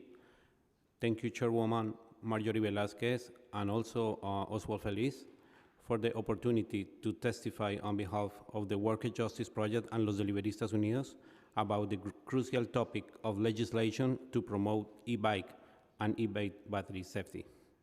As a delivery worker, I work on the front lines of the rapidly growing gig economy and have first-hand experience with the challenges and risks of micromobility devices and e-batteries.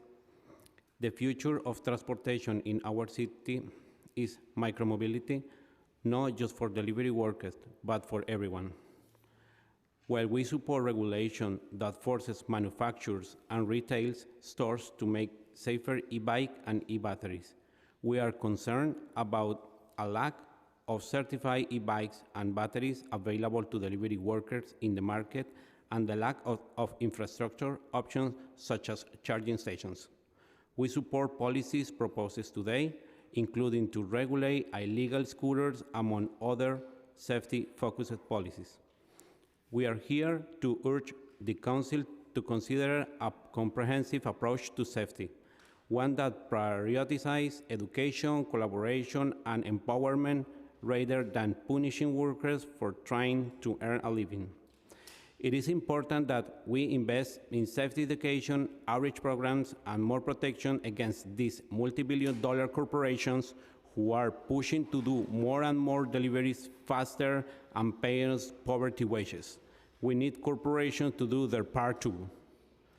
We look forward for working with the Council to review and discuss the legislation being heard today to create the tools necessary to improve safety from delivery worker, a workforce justice lens, and throughout the micromobility market, as well as to ensure that delivery workers have the support they need to adapt to the fast evolving standards.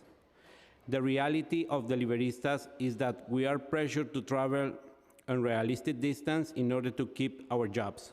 For example, in a typical day, I've traveled more than 4 to 5 miles, and many of these orders are between $4 to $7 per trip, risking my life and being exposed to traffic accident, assault. Many of us do this job with non-UL certification batteries because that's what was available in the market. Now, transition comes at huge cost that we still cannot afford because the app have sued the city to avoid paying a minimum wage. For us, street safety is a workplace safety. Safety education is the cornerstone of accident prevention. We need access to comprehensive training programs that cover the operation of e-bikes, road safety, traffic rules, but making corporations cover a portion of our bike insurance. The apps responsible for creating unsafe working conditions in the streets. We look forward to working with you to create more proactive solutions that address our day-to-day challenges and more protection for multi-billion-dollar corporations that do not care about our safety. Thank you.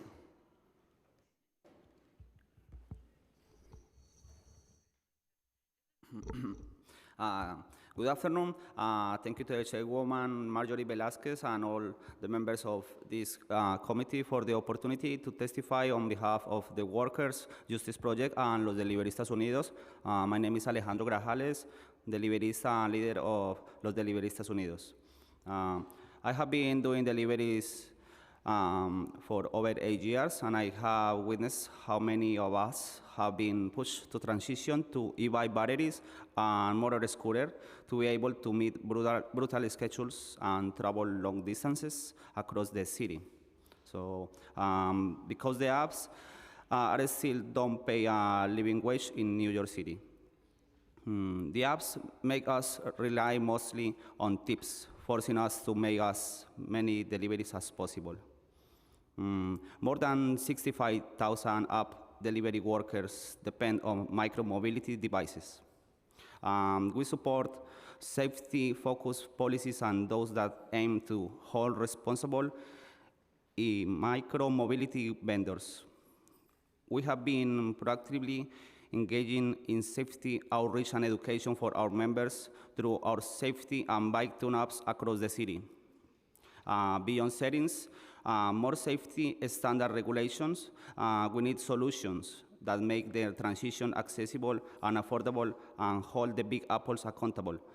We want to see the council and the apps invest in charging stations, create a fund that will help delivery workers afford to the transition to new certified batteries and partner with us proactive outreach initiatives, such as community workshops and online campaigns to reinforce safety messages. We need more protections against the apps that are using the activation and rating system to put pressure on us to deliver fast and pay us poverty wages. Criminalizing us is not the solution to other safety concerns. We rely on this job to make ends meet and support our families. Instead of punishing us, we need the city to focus on empowering us through education, more labor protections, and financial support. Imposing fines and penalties will impact our families financially. Let's invest in us and ensure we are equipped with the knowledge and skills necessary to operate e-bikes safely. We look forward to working with you all to create a policy that addresses our reality and hold up delivery companies accountable and build a better infrastructure that meets the needs of 65,000 delivery workers. Thank you so much. Thank you, y gracias por su testimonio. I have Councilmember Krishnan, who has a couple of questions for you. Thank you. Thank you so much, Chair Velasquez. Good afternoon, and thank you so much for your testimony, por su trabajo cada día, por nuestra ciudad.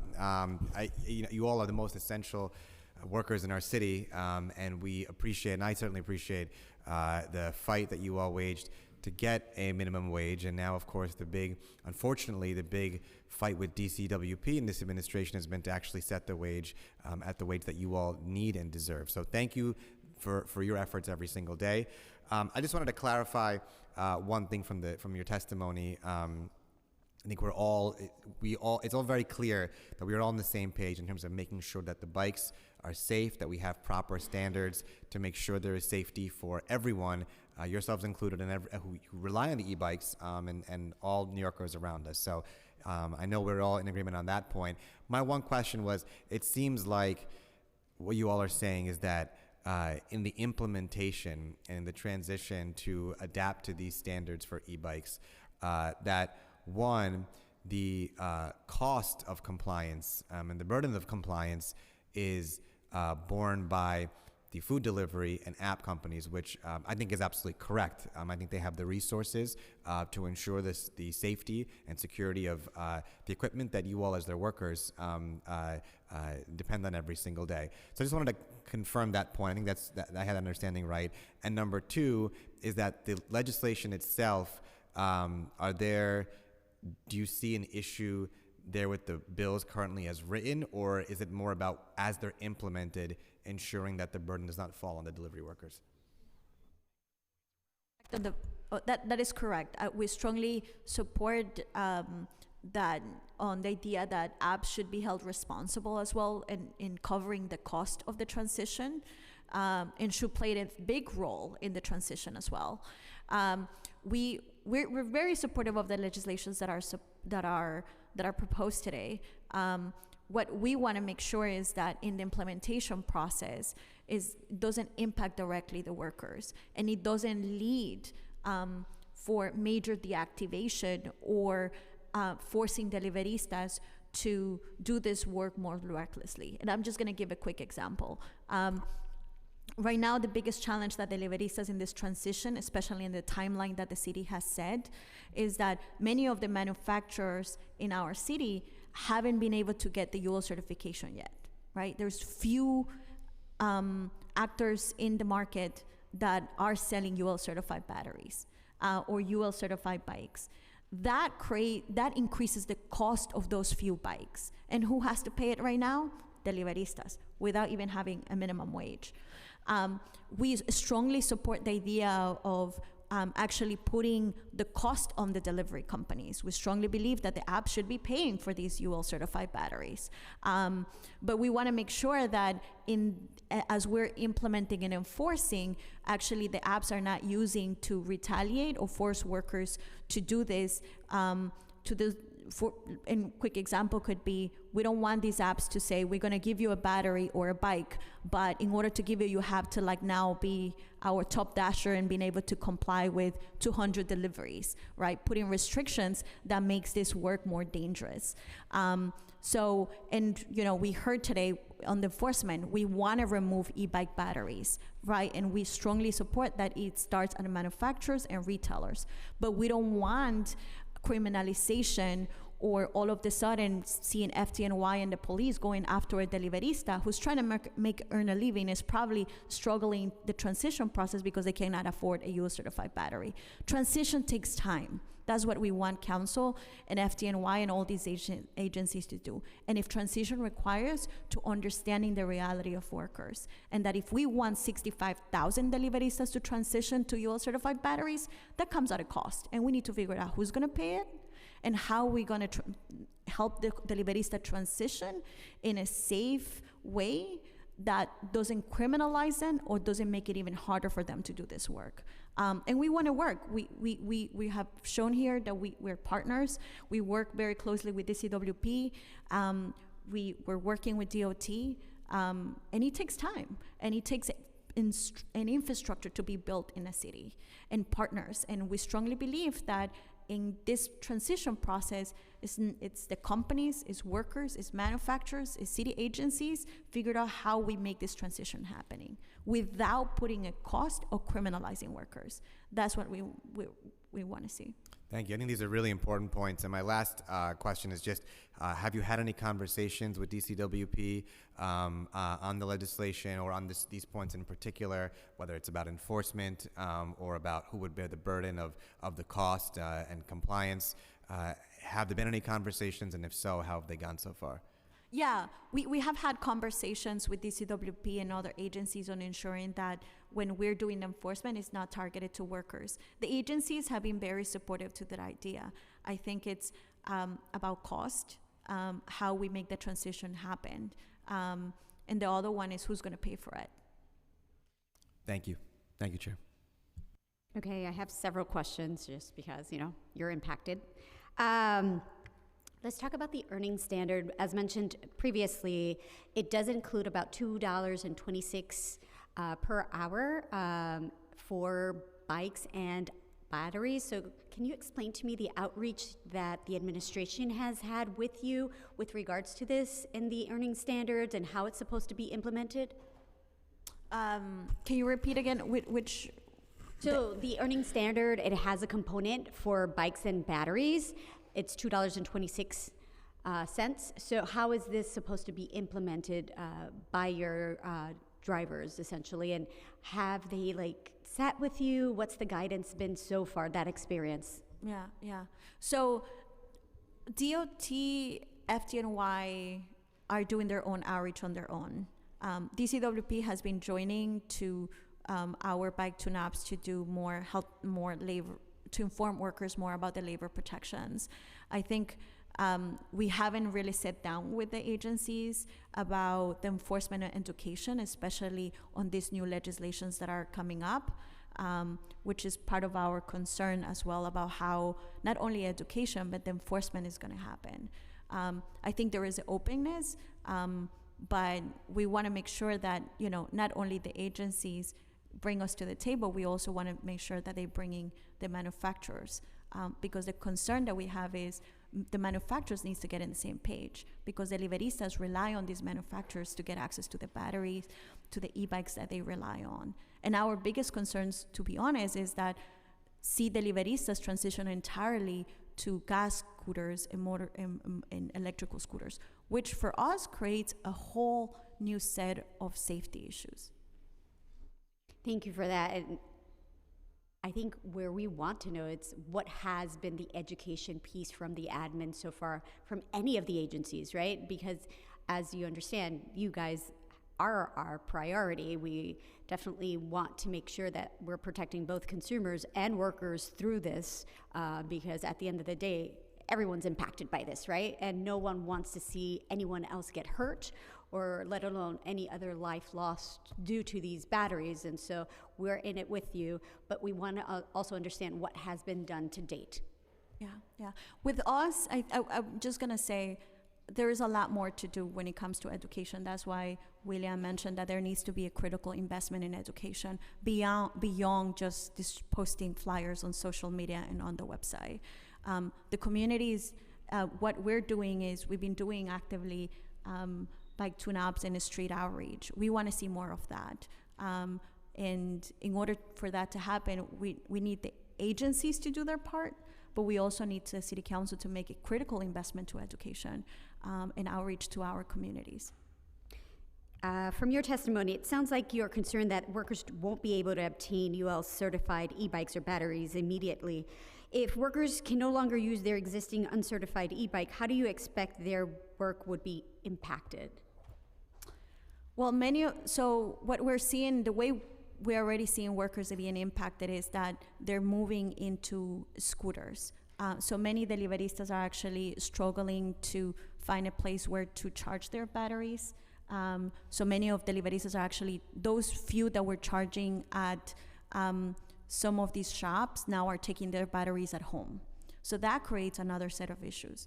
The other issue that we're seeing is that deliveristas are actually transitioning out from delivery and trying to find other jobs while bringing a new workforce into the industry who, instead of using e-bike, which should be the right way to do it in our city, now they're moving into gas scooters. Others are struggling financially. How are they going to make that transition? There's creating a lot of anxiety and stress about what does that mean. Would I be criminalized, or would I get any fines for not being able to transition right away? So it's creating a lot of stress, concern, and an economic burden among workers, and making this work even harder. Because now one of the big things that we have happen in Manhattan is that many of the places where deliveristas used to charge or park, they have lost access to those spaces. The few spaces that maybe were illegally created to meet the needs of deliveristas are gone. So there is few solutions, and this is, I think, what we were discussing about. Yes, we want to see more regulation, but we also want to see more solutions to how we're going to make this transition a reality. And that's not just comes with enforcement, but that comes with creating infrastructure.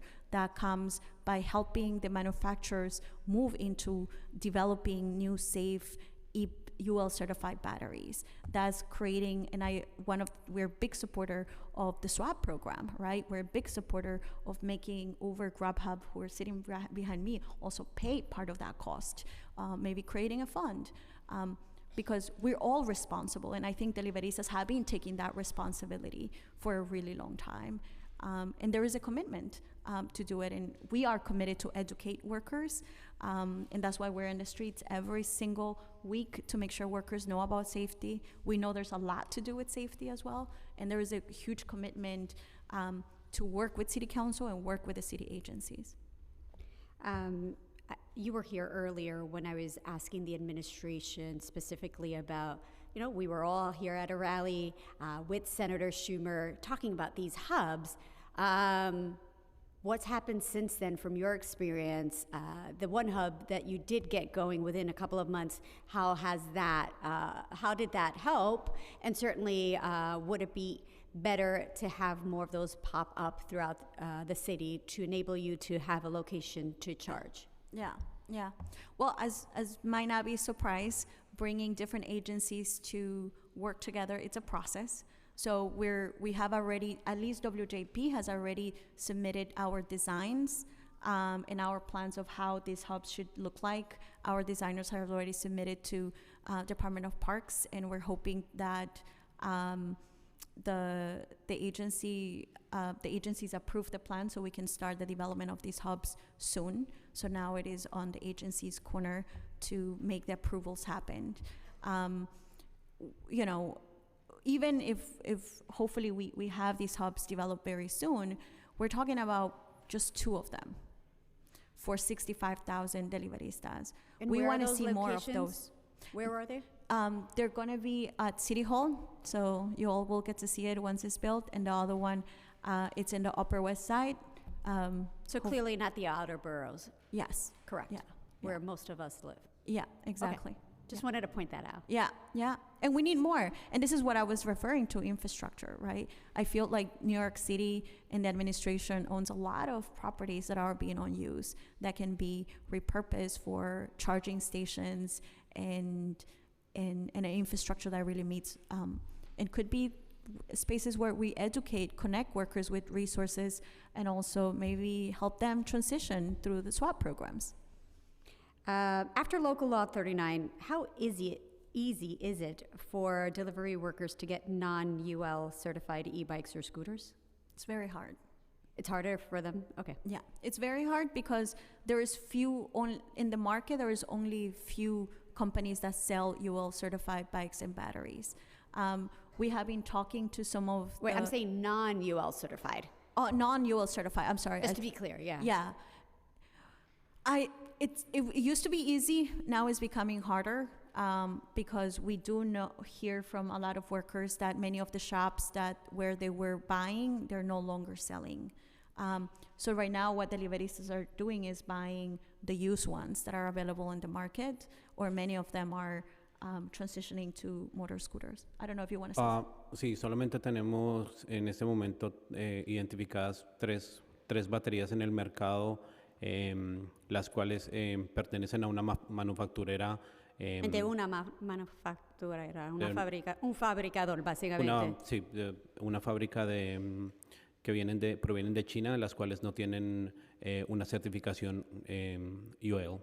Y por eso son nuestras preocupaciones como organización, porque estamos tratando de que el deliverista conozca cuáles son este tipo de baterías y cómo van a ser adecuadas a sus bicicletas para que tengan el mejor desempeño, igual que las Pero entonces, en tu experiencia, ¿se ha sido más difícil en obtener esa bicicleta que no están certificadas, que usan baterías que no están certificadas, o se te está complicando la cosa? Es muy complicado en este momento porque estamos trabajando con la ciudad para que inicie el proceso de transición. Okay. Pero no estamos buscando las bicicletas, estamos buscando la batería como tal que se adecue a la bicicleta, porque conocemos que la bicicleta pues tiene ya sus 2 ruedas, funciona como una bicicleta convencional, pero lo que necesitamos es que incluyamos una batería que sea fireproof y que cumpla con todas las normas de seguridad para que un trabajador pueda desempeñar su trabajo correctamente. Ahora, el problema grande que tenemos es que las personas piensan que cómo esto va a impactar en el futuro al deliverista cuando ya está impactando. Cuando este año hemos tenido más de 200 muertos, hemos tenido muchos incidentes por los 5 boros, entonces la gente piensa, ¿cómo esto va a impactar al deliverista? No, ya está impactando, ya nos está afectando no solamente a las personas que trabajan en este gremio, sino también personas externas que han sido víctimas de estos incendios. Así que la única manera de mejorar esto es trabajar juntos con el Departamento de Transportación, con el Departamento del Consumidor y Protección del Trabajador, para poder iniciar este proceso de transición que sea seguro y que sea económico para deliveristas. Y entonces, ¿a dónde ustedes compran esta batería? ¿Lo compran en una tienda o lo tienen, van por el internet? Bueno, para conseguir una batería eléctrica ahorita es complicado. Conseguir la bicicleta Arrow que maneja el deliverista comúnmente, es fácil conseguir la bicicleta. Pero es la batería que se te complica la cosa, El problema es ¿verdad? la batería certificada.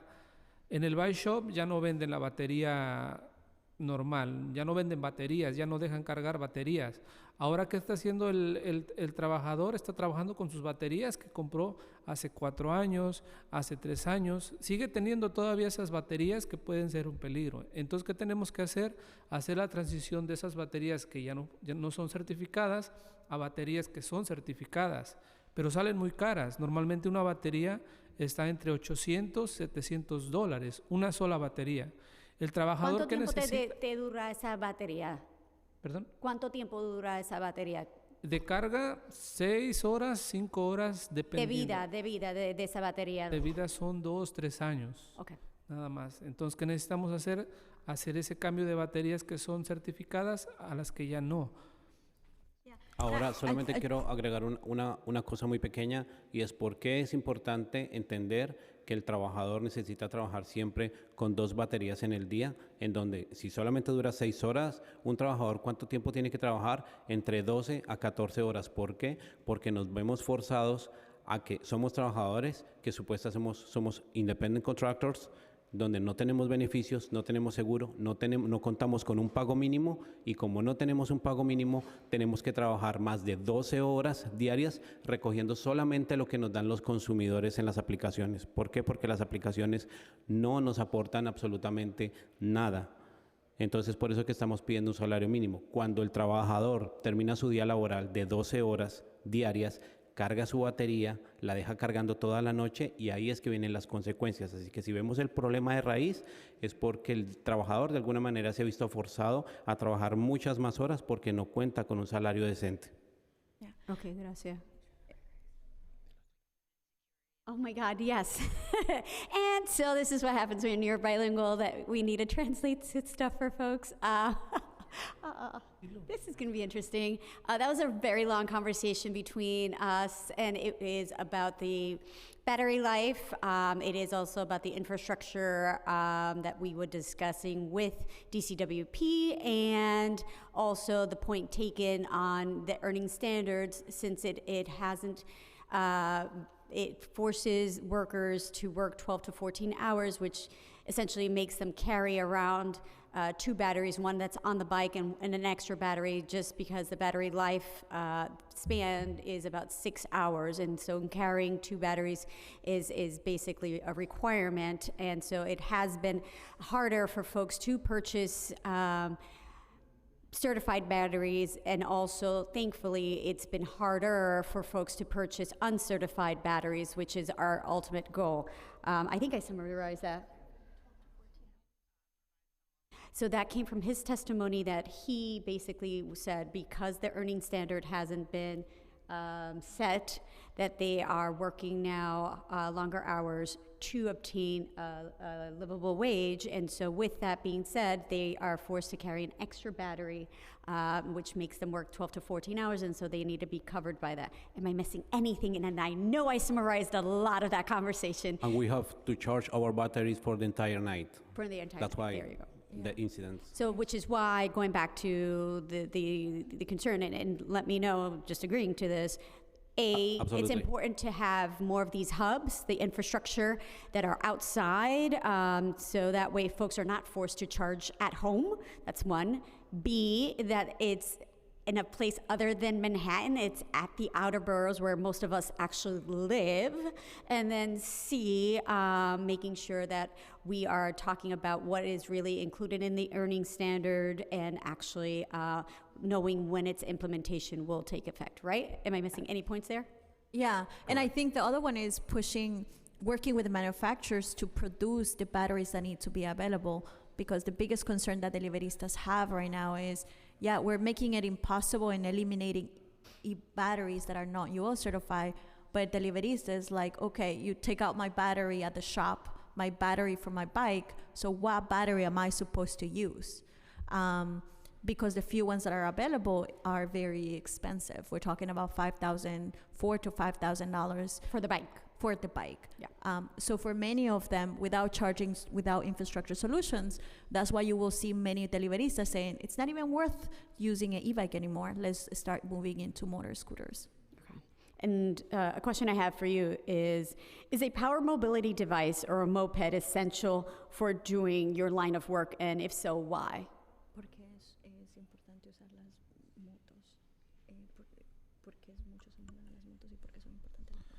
Bueno, muchos nos estamos mudando a las motos porque hay problema ya de dónde cargar baterías. No hay dónde cargar baterías. Entonces muchos se están mudando a las motos porque es más fácil. Le echas 5 pesos de gasolina a tu moto y te dura todo el día. Entonces, ¿qué está pasando? Pues todos se están mudando a las motocicletas por falta de estaciones de cargas, donde vendan las baterías, y por eso están intercambiando a motos de gasolina. Pero es esencial para usted tener este trabajo, o sea, si necesita en cualquier manera, si es o electrónico o con gas, cualquiera de los dos, todavía es esencial que usted use algo que tenga poder para entonces hacer su trabajo. Claro, es esencial por lo lejos, las largas distancias que tenemos que recorrer para entregar esos deliveries. Hay deliveries que tenemos que ir 5 o 4 millas por $7, y todos esos deliveries los tienen que aceptar los deliveristas, porque si no los aceptan, los penaliza lo que es la aplicación. Entonces, por eso es para nosotros es importante tener esos vehículos sea de batería o sea de gasolina. Yeah. So he was saying that many deliveristas are transitioning to motor scooters because they're having a hard time getting UL certified bikes or batteries, and also because they don't have, even if they buy them, there is few charging stations where they can charge them. So that's why they're moving more and more to gas scooters. And he said that the reason more people are using these type of motor scooters is because of the long distance that they have to travel. Sometimes they have to travel up to 5 to 6 miles for $5-7 of deliveries that they have to travel. And the other one is that if they don't take those deliveries, usually these apps penalizes them. Es por eso que hemos tenido que transicionar a estos tipos de vehículos, tanto eléctricos como de gas. Siempre tenemos que tener 2 baterías o el tanque lleno de la motocicleta, porque deliveries como este, que creo que no alcanza a ver, pero dice 6.4 millas por $5. Esto es un delivery de DoorDash, que es a esta distancia se le va casi un cuarto de la batería. Y si tenemos que hacer durante el día 20 o 30 deliveries, va a ser muy complicado si no contamos con una batería segura y durable. So this is why we use 2 batteries or moving into gas scooters. It's because look at this. There is maybe you cannot see it, but this delivery is from DoorDash. It's $5 for 6.4 miles, almost 28 minutes of traveling. And these are the type of deliveries that we have to do throughout the day. So imagine for these type of delivery, 6.4 miles is almost a quarter of my gas tank of my e-bike in order just to do one delivery. And imagine how many deliveries in order we have to do of these every single day. Would you also be, and this is just a random question, but would you be supportive of charging consumers an additional 5 to 10 cents on all food deliveries in New York City to fund trade-in programs for your workers? Absolutely. We strongly believe that it should come, everybody should contribute to a fund, from apps, consumers, because workers are already doing their part. I think we want to see a fund program where we see the consumers and the apps supporting. What we wouldn't be against is having the apps control the fund and decide who gets these equipment, because our biggest concern is that apps usually use this to retaliate or force workers to take more risks in the road. And how many app companies, as drivers, how many apps do you work with actually? Do you work with all of them? ¿Cuántas entonces de estas compañías usted trabaja? Bueno, yo he trabajado para DoorDash, Graham y nada más, esas 2. Okay. ¿Y usted? Yo he trabajado para DoorDash, Postmates, Relay, Grubhub, Uber Eats. Wow. ¿Y usted? Yo he trabajado para Relay, Postmates, Caviar, DoorDash, Grubhub, Uber. Wow. ¿Y puede trabajar con estas aplicaciones a la misma vez? Can you work with all these apps at the same time? Sí, con dos o tres, si el tiempo nos da dos o tres, nos toca trabajar así. So he said yes. He believe Yes. He works with. So each of those. So he said two. This gentleman said about four. ¿Verdad? Usted cuatro y usted seis. So he was four, and then this gentleman at the end was six. Pero trabajar con aplicaciones al mismo tiempo es complicado, ¿no? Porque también hay que pensar en el customer que está esperando su delivery, que quiere que le llegue rápido. Entonces, trabajar con 2 o 3 aplicaciones al mismo tiempo es imposible entregar las órdenes a tiempo, ¿no? Uno piensa en el consumidor que está esperando, no sé, ustedes han pedido delivery por la app, esperan que su comida llegue rápido, llegue calientita, llegue pues en buen estado. Entonces lo ideal sería trabajar con una sola aplicación para que llegue rápido, ¿no? El delivery y en buen estado y calientito, ¿no? Con este frío espera uno que pida uno café y llegue caliente. O al revés, si estamos en el verano y Sí, tiene un exacto. helado que esté todavía fresquecito, ¿verdad? So he, go ahead, Ligia, and then I'll say my funny No, joke he was in saying English. that many of us want to work with multiple apps, but right now it's almost impossible because of delivering for more than one consumer, especially because many consumers' expectation is that the food arrives on time and warm. Y trabajar con aplicaciones es peligroso, 2 a la vez es peligroso porque tienen que andar uno más rápido, ¿no? It puts a higher risk on the workers because having to deliver 2-3 meals at the same time means you have to ride faster and travel so you can deliver on time, which creates a safety risk. So just, you could potentially work for multiple apps at the same time. There's nothing preventing that, right? Digamos que esto ahora actualmente no es una práctica que se haga o que se vea en los trabajadores porque cada vez más la aplicación se encarga de asegurar de que se entreguen las órdenes a tiempo. Eso se hacía en un momento en el que, digamos, no recibíamos muchas órdenes, pero actualmente cada trabajador tiene solamente una aplicación y trabaja activamente todo el día. Used to be a practice that was common before, but now it's less and less likely because it's right now most workers are kind of using only one app because it becomes really hard. And I just want to add to that. I think what we're seeing is the apps pushing workers to a scheduling structure, which means the apps are asking workers to do their scheduling in order to commit time to work for them, which makes it even harder for the deliverista to try to commit their time to 3-4 apps.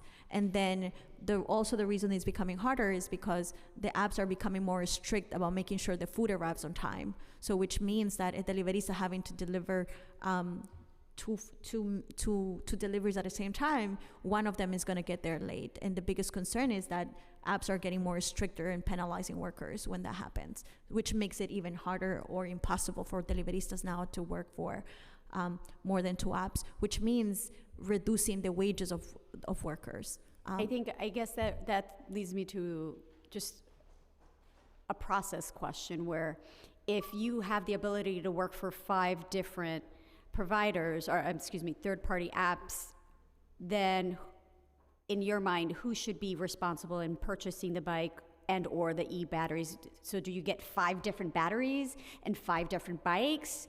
And then does that come out of what money? So I think walk me through that, and how do you see that working out? Yeah. So this is why I think what we were proposing as that this fund is not managed by the apps, right? And letting the apps decide who gets it and who doesn't get it.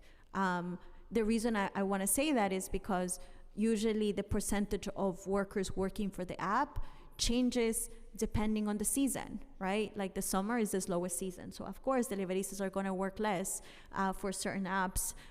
In the summer, works picks up. So, we strongly believe that a fund should be created across the city, and any worker who's working on, these apps should get access to transitioning to to safer batteries. And that it should be equitable, accessible to everybody, and it should not be decided about, you know, who app you get to work with. It gets to be decided of, you know, like we have some of them that work 5-6 days, actually 6 days a week sometimes, or 7 days a week for all these apps. And who in your mind would manage this fund? And well, DOT, who already has created a program and is going to be doing the SWAP program, which I strongly believe it will gain a lot of experience on how to run this program, which is an agency that actually understands better also the technology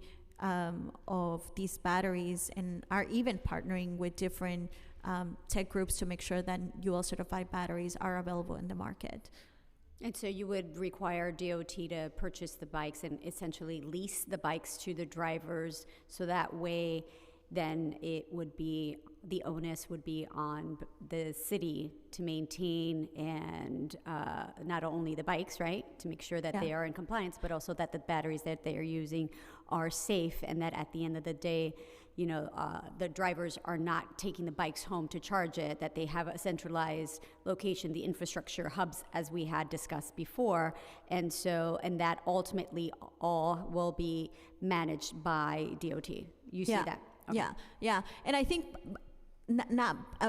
our recommendation to DOT has been, instead of buying, is providing a some sort of, you know, coupons or funds to help deliveristas swap their battery with some of the providers of the workers' choice. Because let's remember, workers use different type of devices, whether it's an electrical motor scooter, whether it's an e-bike, and providing the ability for workers to have the financial support to be able to transition and let the worker decide based on the device that they're using. It's critical. Sí, porque al final del día lo que nosotros queremos es que cuando el deliverista tenga ese proceso de transición, pensemos que él ya tiene una batería por la que pagó entre $500 a $600.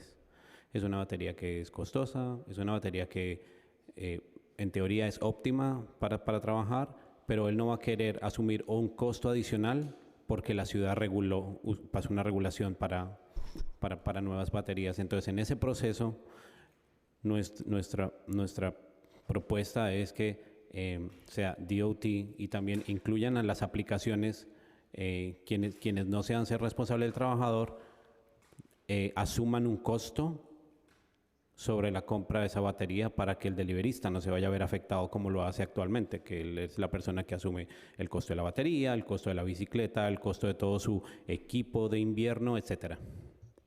Yeah, pretty much saying that they've been proposing that it should be the apps along with DOT creating a program to help workers afford that transition. So the worker is not the only one who's assuming all the cost of the transition, and these batteries that can cost $500 to $700. Okay, and so in your experiences as drivers, have you used this swapping system under DOT? And if so, what's the program's name? And has it been effective if you have used it? No ha empezado todavía. Sí, ha usado entonces el programa en que Ligia mencionó. No ha empezado el programa, solamente hemos visto algunas cosas y la organización, como dijo Ligia ahorita, está trabajando en unos deliveristas hubs que vamos a tener, pero es algo que no ha comenzado, es algo que no hemos visto, pero absolutamente nos gustaría no solamente conocer y entender, sino también nuestros deliveristas conozcan acerca del nuevo programa que... Y para, sorry, go ahead. No, yeah. So he was saying that the program hasn't really started yet. Right now, what we're working is on the deliverista hubs that we're building, that, you know, with the support of Senator Schumer in partnership with DOT. I mean, not with DOT, with Department of Parks. But just adding to that, I don't think DOT has started the implementation of the program yet, and we haven't been outreach yet as part of this process. Okay, and what will it take for you to do the battery swap? What would it take? What would it take? Yeah, well, it would take a lot of education to make sure that we bring deliveristas to understand what the swap program is, the benefits. At least from us, we have a number of deliveristas who have come to our office who said, I'm ready to swap, where do I go? So we are already building that list of workers who are desperately looking for their batteries. And we're talking to also some vendors about the possibility of doing, adapting possible new technology into the current bikes that exist. But, you know, workers are ready. So we have already building that list of workers who have said, where do I go? When does DOT is going to start the swapping program? We're hoping to hear soon that they will start rolling their program. Right, and I think my colleague who has been super patient and being a leader in all of this, and so I want to turn it to him and his questions, and I'm sorry I went super long with mine. Actually, thank you so much. Just one question on the same topic, on the swap program. So last month we created a city-run e-bike swap program or battery swap program. There's also been other swap programs created by many different players. There's one of them that was created by the Equitable Commute Project. Just wondering what you thought about it. Was it a good one?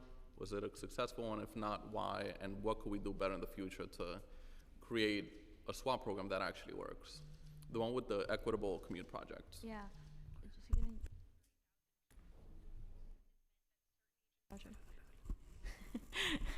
Yeah, so I think the biggest challenge has been about the cost.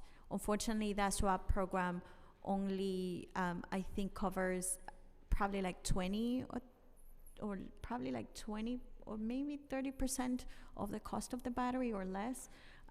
So deliveristas have been doing their math, right? I already invested on a bike that cost me $5,000, and in order to swap my entire bike, I will get a credit of $1,000 to invest another $4,000. So financially, it doesn't work out for a deliverista. Swapping many of them, their bike that cost them almost close to $5,000 for a coupon of $1,000. So economically hasn't really made sense to many deliveristas, and others haven't really been wanting to swap their entire bike. And many of them that's why we're looking into swapping the batteries, because it's at a lower cost, it's more affordable. And, you know, it's affordable to the city and it's affordable to a deliverista that, you know, it's easy to chip in $400 than $3,000-$4,000 into buying an entirely new bike. So this is why when we're thinking about swapping, we strongly believe it just can't be the entire bike. We need to think about tech solutions that allows deliveristas to transition only their batteries, because many deliveristas already made a $4,000 or $5,000 investment, and asking a deliverista to swap their $5,000 bike forcing them to make another $3,000 investment in a time where they're not even making $100 to $120 a day. It's financially, it's not reasonable. So that's why we have been very strong advocates with the city, making sure that there is flexibility about when we're thinking about the swap program. But it goes back to technology again. Until technology doesn't get ahead, and many of these manufacturers don't come up with the technology that is needed to adapt and help deliveries transition, we're gonna be in the same issue right now, which is only few e-bikes available. And those few available in the market that are IO certified comes a really high cost for many deliveristas. Sí, lo que dices es muy importante, porque nosotros estuvimos hablando con algunos trabajadores y el programa era bueno o funcionaba para ellos. Muchos de ellos, por medio de preguntas, y les dijimos cómo aplicar para este programa, nos hicieron la siguiente pregunta: ¿por qué tengo que entregar mi bicicleta, que muchos tal vez la han recién cambiado, o la batería, la tengo que entregar, me dan una bicicleta nueva y más sin embargo tengo que seguir pagando? Entonces esa es la gran preocupación, y no tenemos ninguna duda de que la bicicleta que tienen para el programa es muy buena. pero tal vez sí, como dice Ligia, financieramente tal vez no se adecua mucho a las necesidades de un trabajador, ya que va a seguir asumiendo una deuda por su vehículo y va a tener que él sacar de su bolsillo cuando el mercado con las aplicaciones sigue siendo bajo y no incluyen tampoco a las compañías las cuales deberían estar aportando algo, ya que nosotros prácticamente pertenecemos a un gremio laboral en el que estamos dentro de este mercado de comida. Okay, and to your knowledge, was it a battery swap program or an e-bike and e-bike battery swap? It was an e-bike. E-bike. Okay, got it. Okay. So a deliverista had to swap the entire e-bike to be part of the program, and the challenge was that the deliverista will get $1,000 sort of coupon, right, for a $4,000 or $3,000 bike. So the worker will have to come up with $2,000 or $3,000 just to cover the rest of the cost. Okay, so my takeaway from, I guess, your testimony, one of the takeaways is that in order to have a successful trade-in program, the math needs to work. Yeah. No one wants to trade in a $5,000 e-bike for, let's say, a voucher or 30% off a $3,000 e-bike. So, and obviously, our goal is to get the unsafe batteries off the streets, get the safe batteries and e-bikes in the hands of our delivery workers. So just curious, do you think the program would be much more successful if the trade-in is at absolutely no cost?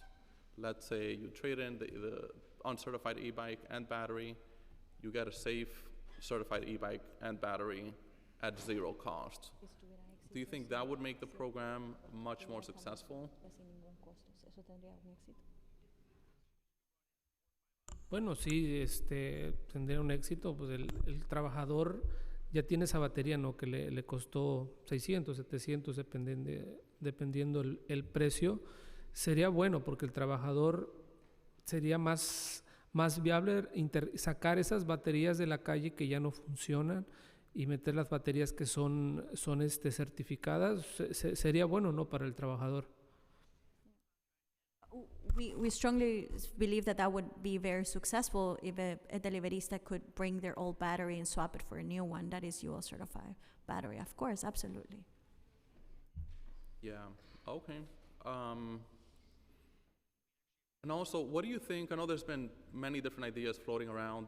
Do you think a voucher program would also be successful, giving delivery workers a voucher to purchase an e-bike voucher that would cover, let's say, partial of the cost?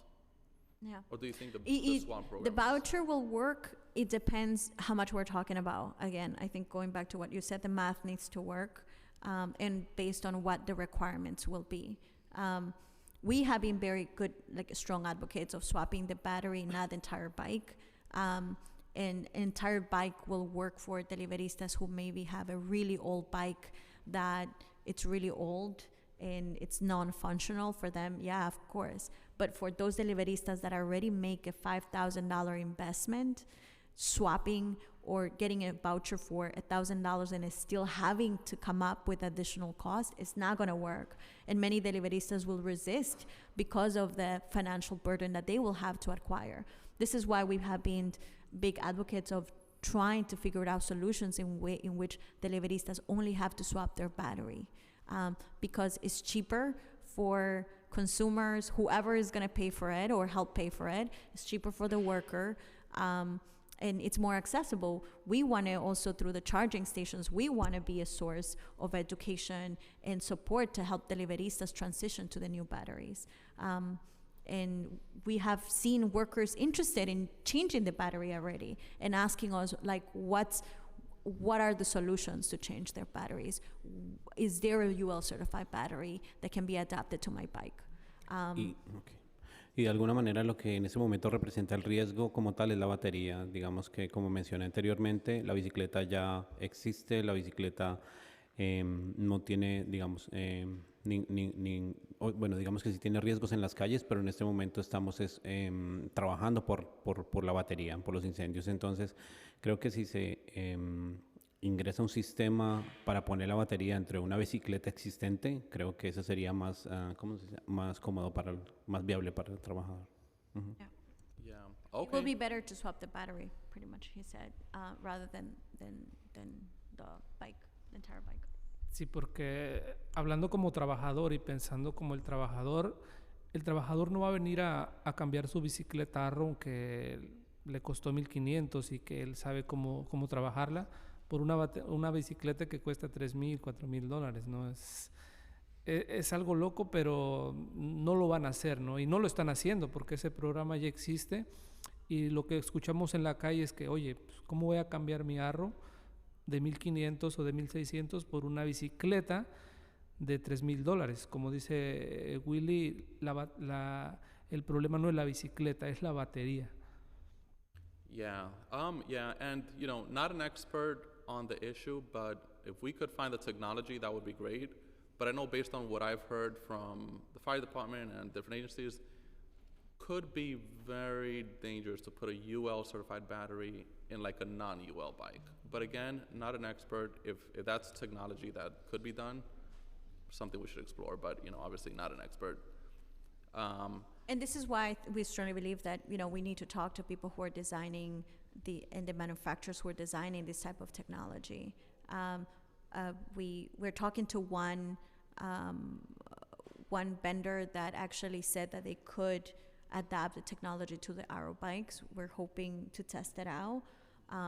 But hey, things said that it was not possible in the past. People figure it out. I mean, technology is super advanced. I think this is why we need to make sure that we're bringing manufacturers and the people who are making these batteries to the table to make sure that they understand that the city desperately needs for solutions that are safer.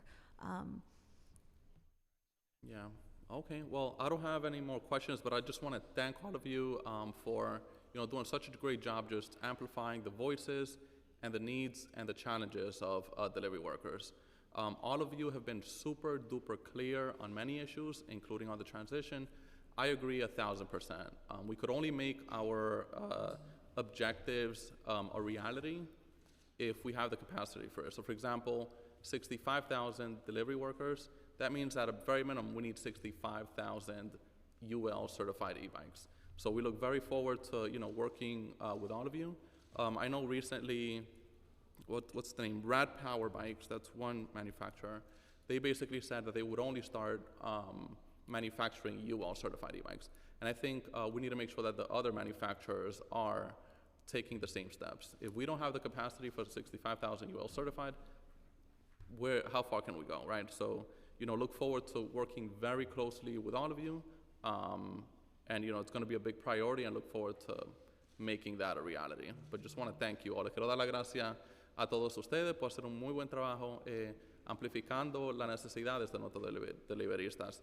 Y estamos de acuerdo, si no tenemos 65,000 baterías y bicicletas que sean certificadas, entonces significa que los trabajadores no van a tener acceso a baterías que cumplan con la ley. So, nosotros vamos a darle mucha prioridad a eso y vamos a asegurar que lo hagamos una realidad.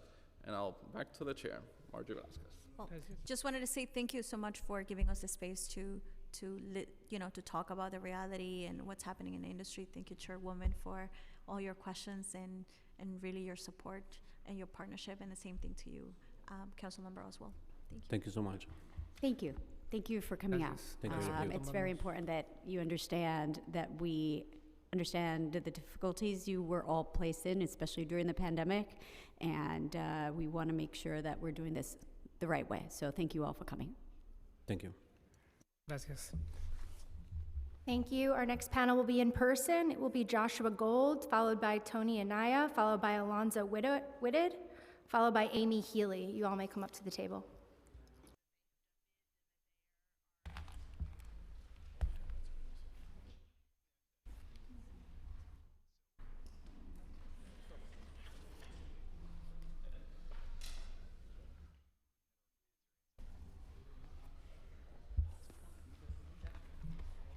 I go first. You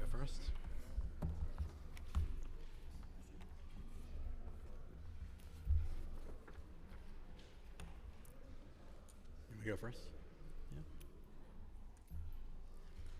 Yeah. Good afternoon, council members, and thank you for the opportunity to comment. I'm Josh Gold, and I work for Uber. While Uber is submitting written comments on specific pieces of legislation before you, I wanted to focus today's comments mostly on general concerns. There is no doubt New York City faces a serious crisis with the proliferation of non-UL certified e-mobility devices. While this council has taken important steps like passing Local Law 39, it is clear more must be done. While Local Law 39 tries to ensure that lithium-ion batteries and e-mobility devices on the market are in compliance with recognized safety standards, it is abundantly clear that the city cannot do this alone. As we speak, there are listings for thousands of non-UL batteries and devices on Amazon and Alibaba, and you can still regularly find improper batteries at retail establishments. That's why Uber strongly supports Resolutions 718 and 746. Both the federal and state governments play a significant role in reducing the availability of non-UL certified e-powered devices and promoting safer transportation choices. No matter what other pieces of legislation the council passes, New York City will not be able to stop the flood of dangerous devices and batteries and effectively promote safer devices without leadership at the state and federal levels. Putting forth workable solutions to create a safer atmosphere around e-bikes and e-bike batteries is not an easy task, and one which should involve all those who are involved in the industry with a top-down approach instead of a piecemeal passage of laws related to different parts of the industry. Uber has and continues to urge the city to form a task force with representatives from numerous stakeholders. Earlier this year, we established partnerships with Zumo and Equitable Commute Project that allow delivery workers multiple options for accessing UL certified bikes through trade-in programs and discounted rentals. Lessons from those programs can be examined by such a task force. I did also want to highlight some specific concerns with Intro 1168. Intro 1168 completely ignores the city's delivery worker minimum pay law. While portions of how the city is choosing to implement the law are currently being litigated, the existence of a law requiring minimum pay that factors into account worker expenses is not under dispute. In creating the pay standard, the agency took into account the cost of e-bikes, batteries, and helmets and factored them into the expense formula so that workers earn money towards new bikes and new batteries with every delivery they take, no matter which of the more than... Okay. No matter which of the more than 30 third-party delivery services or third-party courier services they work with. Since, according to the city, most workers use more than one app, this solves the problem of how to logistically determine which company would be responsible for the equipment. DCWP's approach also makes sure workers who remain in the industry are receiving compensation, unlike legislation passed in 2021, which required third-party delivery services to provide insulated bags to workers. That insulated bag law has such a low threshold to be sent a bag that a year and a half after it was implemented, more than half of the workers who were sent a bag no longer use the Uber platform. Intro 1168 bizarrely excludes restaurants and grocery delivery services from this requirement, even though the city notes that 40% of restaurants facilitate their own deliveries without relying on apps. Unlike with apps, the city has no mechanism to ensure restaurant delivery workers, close to half the industry, are properly compensated for obtaining UL certified equipment, and yet that is the exact portion of the food delivery industry this bill ignores. Intro 1168 also ignores that there's no way to ensure that workers are using UL certified equipment when making deliveries. Unlike cars, there are no license, registration, or insurance requirements for e-bikes. Additionally, there is no clear way to demonstrate an e-bike and battery is UL certified. If the council requires companies to verify that bikes are UL certified, the city must first create a licensing regime for workers and the vehicles they operate, similar to how the TLC regulates all pieces of the for-hire industry. Intro 758, which is not being heard today, or State Senate Bill 7587 would create a licensing regime for electric devices with unique identifiers. Only with that level of certification could companies set up processes to track the vehicles workers are using. We would actually encourage the council to adopt the Senate bill's requirement that registration take place at the point of sale. I believe Councilmember Brewer pointed out that the point of sale was a better opportunity than putting the onus on the workforce. I'd also note, it's not in my remarks, but I'd also note that the centralized fund that the Workers' Justice Project talked about that could be centrally controlled by the city or a vendor of the city's choice and funded with fees on all delivery orders, whether they come from the apps or restaurants, is a possible solution and one that we would love to work with the council on and the Workers' Justice Project on. I wish the administration had brought more members. They deferred many questions to, I think, 7 different agencies, which is really frustrating, I think, for both the companies, the council, and the deliveristas. But I think there's an opportunity, based on their testimony and our testimony, to come together and have a solution that takes into account the needed pace of transition. I think 1168 has a 6-month time frame. We don't believe there are enough bikes out there on the market to allow that to happen. The funding mechanism, the deliveristas are absolutely right. The funding mechanism should come from consumers and the companies, and it needs to be centralized so that we're not sending 5 bags out or 5 bikes out to the same individual worker, and that workers who are actually using the bikes are the ones who are taking advantage of that fund. So thank you so much. Thank you for that. It feels like we're making headway here. It's too bad the admin left. Okay, exactly. Sorry, I went out of turn. Go ahead. Go ahead, sir. Thank you to the committee for offering a chance to. Oh, sorry. Thank you to the committee for offering me a chance to share my perspective on how delivery workers can safely use e-bikes to earn income in the city. My name is Alonzo Whitted. I've lived in New York City for all my life and used to work for the City Department of New York City Parks Department. Now I spend time delivering food with DoorDash as well as doing plumbing jobs with TaskRabbit. I love how easy it is to get started with my e-bike and hit the road. It's the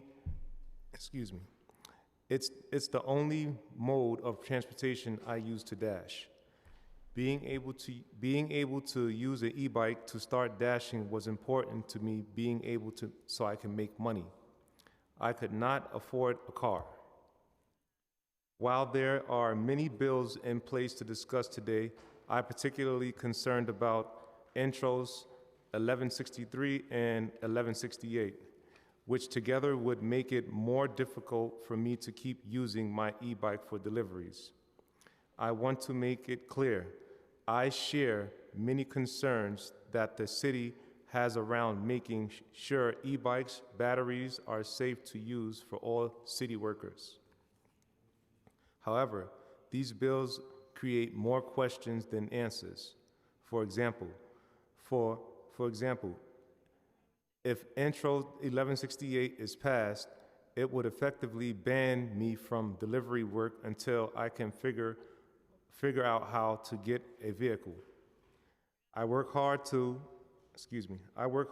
be able to get the bike that I use today, and now I'm worried that I'm worried that I won't be able to keep using it. The bill seems to expect either delivery workers will find a new certified bike, as the platform provides everyone with a free e-bike. This just isn't realistic. It would be more like a ban on e-bikes altogether rather than a way to get safer ones. As a result, those of us whose e-bikes don't meet New York standards would probably be forced to use a car rather than gas-powered vehicles if we want to keep delivering. Targeting us with these requirements is also unfair and won't stop battery fires. Delivery workers aren't the only ones using e-bikes, and plenty of others are using them as well for all sorts of reasons.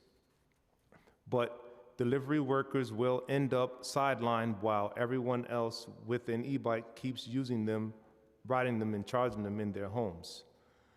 Finally, these proposals don't take into account the fact that a lot of delivery workers frequently use different platforms. If these bills pass, which platform is supposed to be providing us with the e-bike, helmet, and lights? Delivery will never be affordable if every platform is supposed to be provided with. If every platform is supposed to provide everyone who signs up with thousands of dollars worth of gear. And if delivery isn't affordable, I won't be able to earn extra money. If it seems like the council should consider ways that both get the batteries off the street and easily replace them with affordable and safer versions of affordable, safer versions for delivery workers, while also ensuring that these items that are supposed to help delivery workers aren't abused. I respectfully ask the committee to consider these bills and instead work on making sure that e-bike remain a visible way to earn in New York City rather than take them away. Thank you. Thank you. Chair Velasquez and members of the committee, my name is Tony Anaya, and I work for DoorDash. Thank you very much for the opportunity to testify today. DoorDash is deeply concerned about the fires that are occurring in New York City. Simply put, no one's safety should be at risk when they use lithium-ion batteries. We commend the council for the actions it has taken so far. Setting safety standards, creating a trade-in program, and focusing on education are crucial steps. We also applaud the council for pushing reform at the federal level. We've taken parallel actions by improving Dasher access to certified e-bikes, investing in education, and asking federal authorities to set national safety standards. To that end, we fully support Resolution 718. However, we oppose Intros 1163 and 1168. As written, these bills would prohibit workers from using uncertified e-bikes to make deliveries and either require or encourage platforms to provide workers with certified e-bikes and safety gear. Simply banning delivery workers that own uncertified e-bikes, which is almost all workers, without a clear plan to get them a new device is not a real solution. Unfortunately, these bills don't create a viable plan to provide workers with either e-bikes or safety equipment. A requirement to provide e-bikes or safety gear would contradict the minimum pay standard adopted by the Department of Consumer and Worker Protection. The pay standard for delivery workers was set substantially higher than New York City minimum wage in order to cover the cost of an e-bike and battery, and the cost of accessories like helmets and lights. In short, the pay standard already contemplates paying workers for all this equipment. The difficulty of administering these bills compounds the problem. Any New Yorker can sign up to Dash, and they don't report to a designated location to start. Some people sign up, try a delivery or two, and decide dashing isn't for them. Plus, most workers do not work on a single platform. These are significant practical challenges. These bills provide no clear way to reasonably determine which workers should be eligible for equipment or which platform should provide it. Without a realistic plan to distribute certified e-bikes and safety gear, e-bike delivery won't be viable under these bills. This could have serious consequences for workers, businesses, and the city's other objectives. Based on the DCWP's estimates, there are approximately 56,000 workers using e-bikes. That means tens of thousands of workers could lose earnings opportunities. Merchants could also suffer, as e-bikes account for about 66% of the city's 124 million annual deliveries. Finally, Intro 1168 also leaves crucial gaps unfilled. It won't eliminate dangerous batteries from circulation because it does not require that old batteries be recycled. It also fails to include other businesses that should be part of the solution: grocery delivery services, businesses that deliver themselves, and the retailers that have sold these dangerous products should also be at the table. DoorDash is committed to working with the council to help solve this problem and maximize the benefits that safe e-bikes can bring to the city. However, these bills are not the right answer. A world in which someone could sign up for 3 different platforms on Monday, get 3 new e-bikes and sets of safety equipment, make a few deliveries, and disappear with thousands of dollars of new gear by the end of the week, all without getting a single bad battery off the streets. Before I conclude, I would like to address the centralized fund and just a few points, and we will follow these up with some written submissions. But the concept of a centralized fund is something I think DoorDash can support to help delivery workers and others swipe out unsafe e-bikes and batteries. However, all stakeholders need to be contributing. That includes the city, the manufacturers, retailers, and any businesses in the city that utilize e-bikes. I think the third-party delivery contribution is to be determined because currently we're waiting on a minimum pay standard that does include some of the funding that we talked about. And any per delivery fee that's added to pay for this needs to be seriously considered. It's a regressive tax on the entire city, and it would have a negative impact on Dasher earnings and merchant revenue. Any increases to price do have that impact. Thank you very much for your testimony, or for the opportunity to provide testimony, and we do look forward to the opportunity to help arrive at a solution for everybody.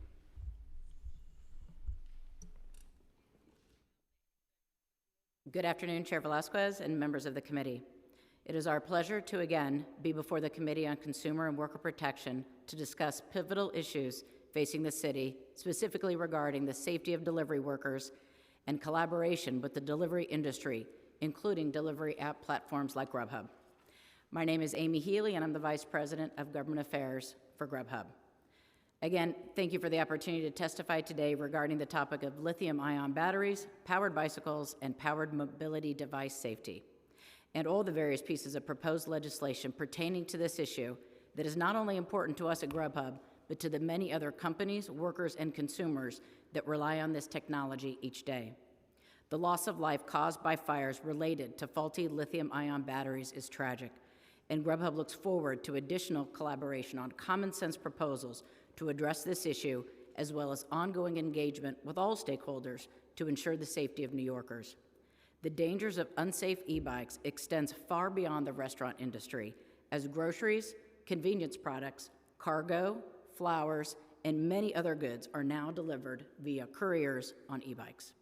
While it may go without saying, it warrants emphasis that the safety of the delivery workers is a paramount priority. Their health and safety is essential to thousands of communities and businesses across New York City, including Grubhub's. Simply put, our business doesn't work without the right safeguards in place to protect delivery workers. Grubhub has recently expanded efforts to address creating a safer, more sustainable environment for delivery workers that utilize e-bikes. Several months ago, we announced a pilot program with Joco, a leading delivery e-bike rental platform founded in New York City in 2021. The Joco partnership provides at least 500 delivery partners free access to more than 1,000 safety-certified e-bikes, as well as more than 55 Joco hubs for continuous safe e-bike storage, battery exchange, and distribution of ride gear. Councilmember Felice, we were so glad you were able to come to one of the Joco hubs just last week. Additionally, Grubhub is working collaboratively with city leaders, Fire Department of the City of New York, and industry partners to advance the safety of the entire e-bike lifecycle. Key initiatives include a $100,000 grant from the Grubhub Community Fund to the FDNY Foundation, an organization working to spread awareness and education about safe practices for using lithium-ion batteries. Grubhub has also called upon Congress to pass the Setting Consumer Standards for Lithium-Ion Batteries Act, which has been introduced by Congressman Richie Torres and U.S. Senators Kirsten Gillibrand and Chuck Schumer. The legislation would require the Consumer Product Safety Commission to establish a final product safety standard for rechargeable lithium-ion batteries used in mobility devices. These are just a few examples of ways industry can partner on this pivotal issue, and Grubhub is committed to further dialogue on how we and our peers can optimize additional resources that will have a real meaningful impact. While we applaud the Council's focus on delivery workers' safety and ways to eliminate the fatal threats posed by illegal e-bikes, there are proposed bills that we can strongly support, including requiring the posting of battery safety guides by all businesses that sell e-bikes, establishing a battery safety certification for e-bike mechanics, the creation of record-keeping and reporting requirements for entities that purchase or accept secondhand batteries, requiring the DOT to establish a safety course to cover e-bicycles and e-batteries, and requiring e-bike businesses to obtain licenses in order to do business in the city. However, we must point out some flaws, particularly with Intro 1168, that are unworkable. I would encourage the committee to acknowledge the following facts that make this legislation impracticable, unworkable, and unenforceable. Grubhub's delivery partners maintain their own equipment and certify that such equipment meets all industry and regulatory safety standards, similar to how for-hire vehicle service drivers do the same for their own cars. This responsibility is recognized in the proposed minimum pay structure for delivery workers as set forth by DCWP, which calls for $2.26 of the hourly minimum rate to go toward worker expenses, including purchase and upkeep of equipment. Because delivery partners are independent contractors, platforms have no right to require them to use certain types of mobility equipment. Any legislation that forces platforms to impose this on our delivery workers is a direct violation of the contract clause of the United States Constitution. While Grubhub and other delivery platforms already require that delivery partners certify that the equipment they use meets all laws and required safety standards, it's not possible for Grubhub or any other platform to enforce the law and prevent a delivery person from falsely certifying that they are following the rules. Such enforcement is already the legal responsibility of public safety authorities. Delivery platforms are not a law enforcement entity. If we were forced to purchase equipment for any worker and every worker on our platform, there still would be no way to ensure that that equipment was being used in making deliveries, or that it wasn't being used to perform other services, including for personal use or to work for other companies. Finally, we must remind the council that our business continues to operate at a loss in New York City, despite persistent myths about billion-dollar profits. And while Grubhub is committed to significant investments in delivery worker safety as a critical part of its business model, imposing additional costs on the industry without new revenue sources is completely unsustainable. These are just a handful of facts that have been overlooked in proposing this legislation that help illustrate why it is not an effective solution to the problem. The vast complexities of this issue call for a more comprehensive analysis involving all stakeholders who are part of the growing e-bike and public safety ecosystems. We very much encourage this dialogue and would be willing and active participants. Grubhub will continue to strongly support and be receptive to additional measures we can collaborate on to further our commitment to delivery worker safety. Thank you for the opportunity to provide our perspective. Thank you for that, and thank you for your patience and having me come in and out. And so we have several questions, but I want to talk to you, sir, because we want to really hone in on delivery workers, their experiences, and ultimately to protect y'all, right? Because you're delivering to us, and we want to make sure, the respect is given, especially how you all worked so well during the pandemic, and you were our frontline workers, essentially, and more importantly, to hear your experience and where can we facilitate this, right? So there was a lot of testimony. Your e-bike, where did you purchase it? And have you been looking to purchase, or have you heard about the difficulties in obtaining an unlicensed battery? I purchased my e-bike out here in. I purchased my e-bike in Manhattan, city of New York. Yes, it's from the Wiz e-bike store. They're very well known. Have my receipt, bill of sale, and it's certified. Have you heard from any other delivery workers on the difficulty in obtaining an e-bike that has a certified battery?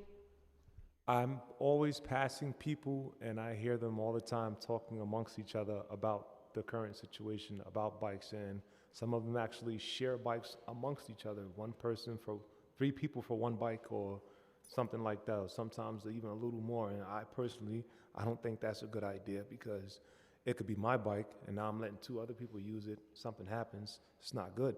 So, yeah.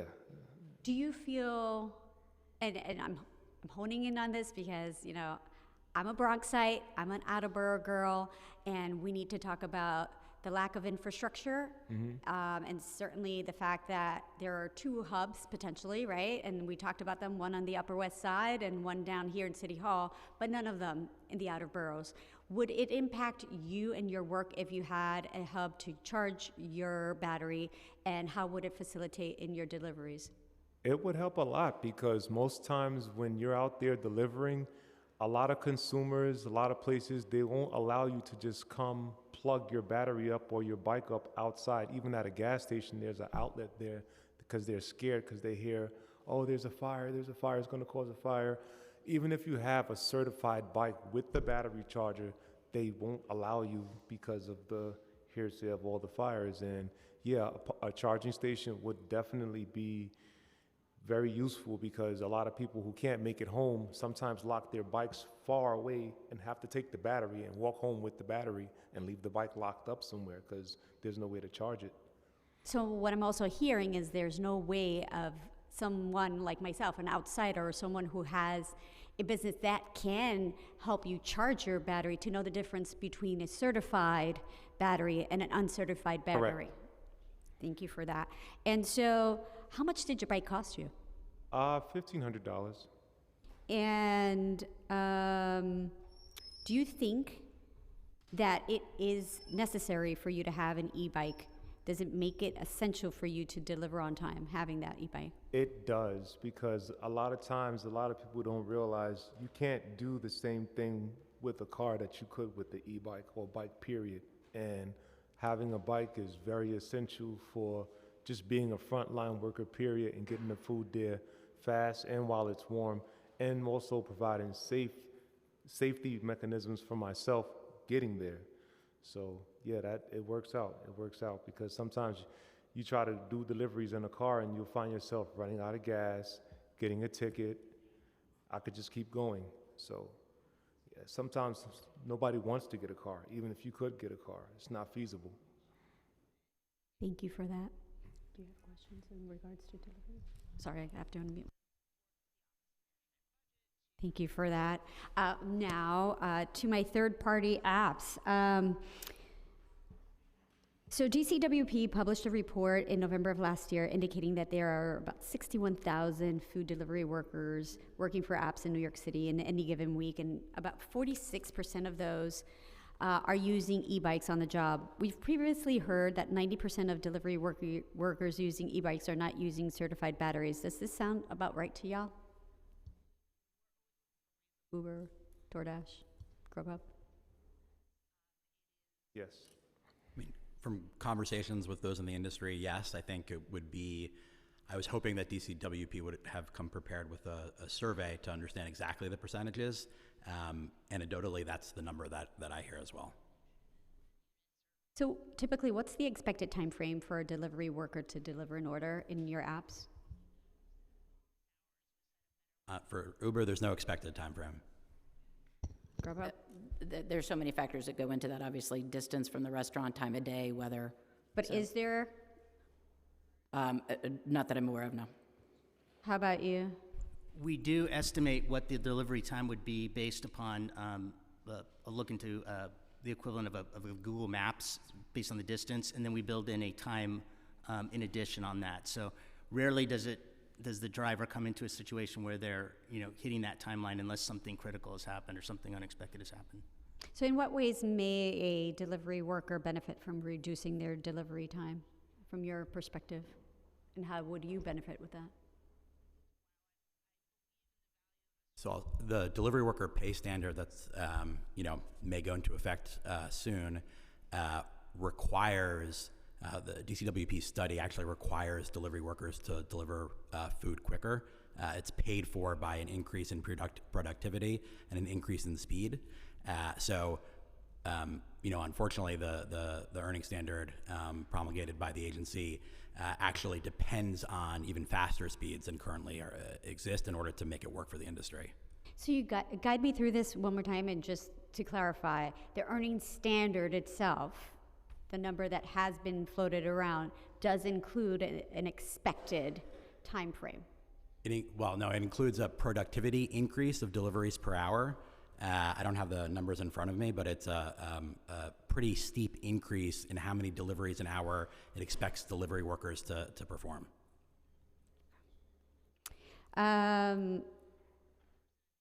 What responsibilities do you think your companies setting the terms for this work, right, for the time frame, should have to ensure that these devices, right, these e-bikes that are going to increase the productivities, that these devices the workers use are safe?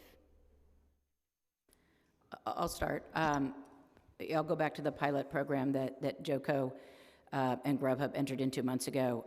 Even before that, Grubhub went to Senator Schumer's office. We went to the DCWP and said we want to be a part of the dialogue to help create these hubs that we know are so important, especially as you mentioned in the outer boroughs. And we were basically told, and I think my colleagues at these other companies were told the same thing, that the government was going to address this without industry's help.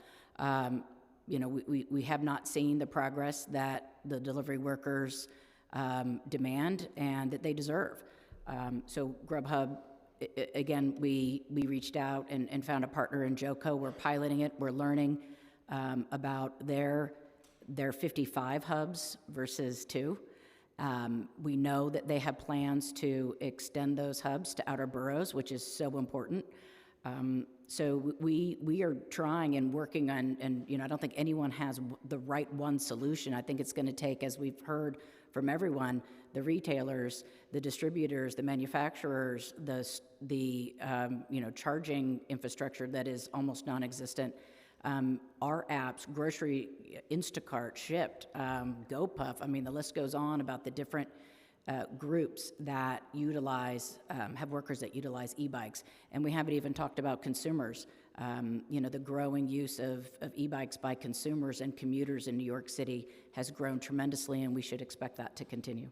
So you almost think that legislation in registering e-bikes and e-scooters would be helpful in this instance? It could. We have heard concerns from some of our driver advocates that registration could be a concern for them, so we would want to make sure that we get their feedback. Thank you. And I don't know if you were here when I asked Ligia and her team about what if a consumer was asked to pay an additional 5 to 10 cents on all of food deliveries in New York City to fund trade programs that would help delivery workers. Would you guys be supportive of that? We absolutely would be supportive of having that conversation. We just want to make sure that, as Josh Gold mentioned, everyone's included in that. Again, this isn't just about the restaurant industry and our industry. This is about the changing nature of how New Yorkers are getting goods. And so in order for us to be effective, we need a holistic approach.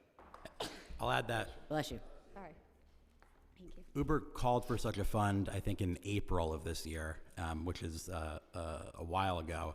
And the resources from such a fund, if it's assessed to every food delivery, I think everybody's talked about the need for everyone to be at the table. Even DCWP referenced NYPD, FDNY, sanitation. It sounds like a job for the Office of Special Enforcement and the Sheriff's Office as well. But everybody needs to be at the table to fund the needs, because it's not just the bikes and the batteries. There's charging infrastructure that needs to be built. And there's also disposal of the batteries that the federal government have allowed to flood into our markets. It's a $2,000 process. Things we learned from the Equitable Commute Project. Number one is that the cost was too high, which is why the cost was lowered to $700. So it's $700 now for a battery and 2 bikes, because as the deliveristas pointed out before, it was still too high, and so that cost was lowered. But number two, it's extremely expensive to dispose of the bad batteries and bikes. And so the need for a centralized fund that's funded by the manufacturers who put these bikes and batteries on the streets in the first place, the retail establishments, restaurants who are doing deliveries using these bikes, as well as third-party delivery companies and third-party courier services and third-party grocery services. All of us need to contribute. All of us need to be at the table, not just the 3 companies that are here today. I appreciate that. If Go ahead, I Dordash. could share, I think it's important as well, even though we're all 3 up here and we largely agree on most issues, our business models are all slightly different, and that may influence our perspective on how you might fund that fee that we were talking about in terms of the centralized fund. Again, just kind of going back to my original testimony, I do think, at DoorDash, we would support the concept of a centralized fund if it were to help delivery workers swap out unsafe e-bikes and batteries. But again, it has to be all stakeholders. It's the city, it's the manufacturers, retailers. The minimum pay standard that's under consideration, I think that's going to have to be a component in terms of what we pay in as third-party delivery. And I do respectfully want to assert, every additional fee that you place on a delivery has an impact. And even though 5 cents or 6 cents may not sound consequential, when you start adding that onto the number of decisions that a consumer makes, we've seen how those fees can impact the number of orders that are placed. I mean, there always is, and we've seen this in other markets, and we test this. So it's not without a price. So you do, every time you add a fee or a cost, you do have fewer orders. So I do think that's an important component of it, and I think why, from a baseline perspective, we would oppose the fee approach and would want to consider something else. Thank you for sharing that. And just to be clear, when we're talking about expanding it, we're also talking about larger companies like Amazon that do share our streetscape and do have their own workers using bicycles and certainly our streetscape on a daily basis. So we're also including them. The other question I am saying, who should manage this fund according to you and what your ideas are? Not us. Yeah, I don't think the city wants, these three apps managing something that goes so far beyond our industry. So we need technical experts.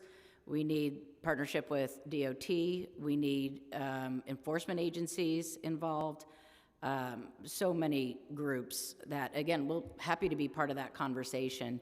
But the companies here represent a portion of e-bike activity in New York City.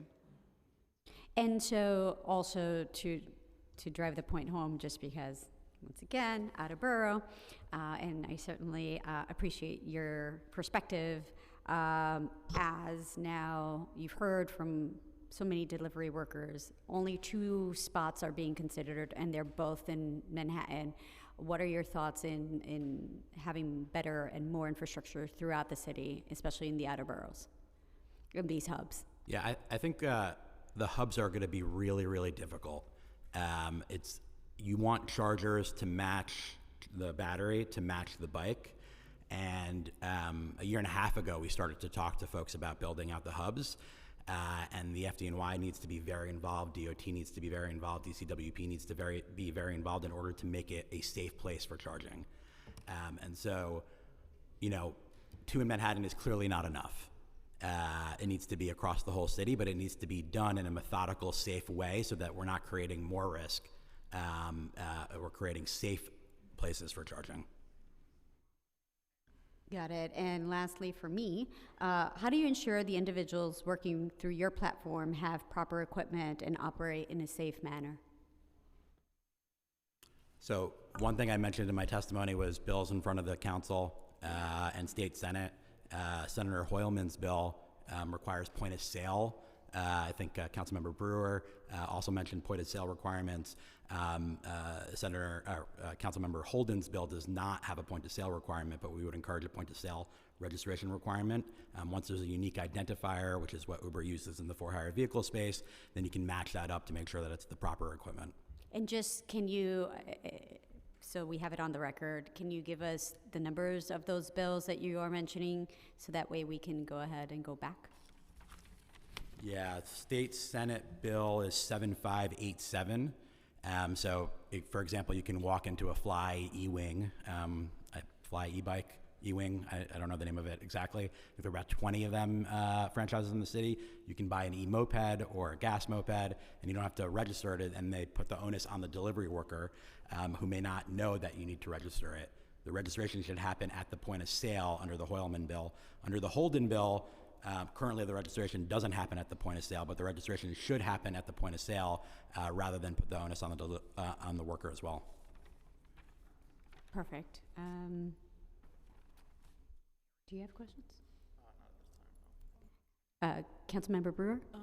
Maybe you talked about this earlier because I was next door, but there is a company in Brooklyn that has the battery problem sounded to me like it's making sense. The delivery worker pays $50 for, I think, the month, and there's a box, and you can switch in and out the batteries. The reason I mention that is, to be honest with you, the Upper West Side residents are not comfortable with the small space that is allocated to have the charging station, so there's an uproar.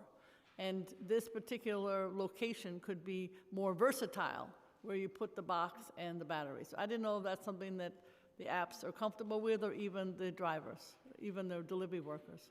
So, Councilmember, I appreciate the question. I've met with that company and a handful of others, but they're not FDNY certified yet. Correct. And, what you want to make sure, I think those are viable solutions, and there's other solutions in other parts of the world, a company called Gogoro, where the battery, it's essentially a subscription service, right? And so correct. The batteries are all the same.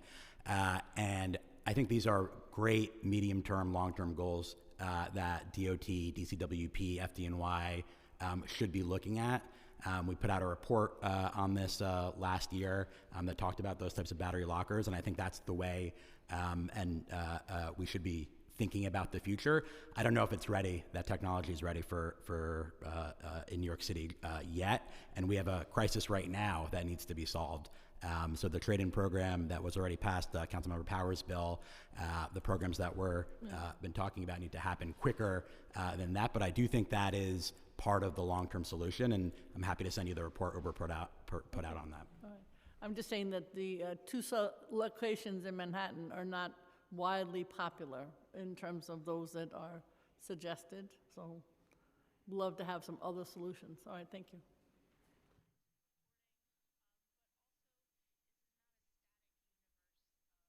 Thank you. Thank you. Thank you, guys. And I'm looking forward to actually working together, all of us, with the admin to make sure that we're working for our consumers and our workers. So thank you. Absolutely. Thank you. Next panel will be in person, Julian Klein, followed by Elizabeth Adams, followed by David Hammer. I'd also like to remind everyone that we do have a 2-minute limit for your testimonies. If you go over, we'll ask you to provide it to our team. So it's testimony@council.nyc.gov. You could submit written testimony there up to 72 hours after this hearing is over. And also, I'd like to remind everyone, if you are testifying, that it will be on topic. Thank you.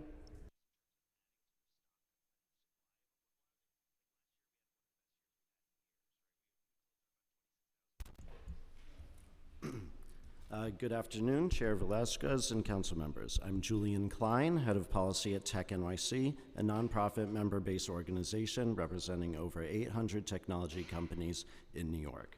As the delivery workforce has grown and New Yorkers look to e-bikes for commuting and personal use, the demand for e-bikes has also increased. Unfortunately, e-bikes and batteries of varying quality have been sold, resulting in some devastating circumstances. Tech NYC applauds the City Council's quick and thoughtful response in establishing an e-bike and battery trade-in program and requiring safety certifications in education.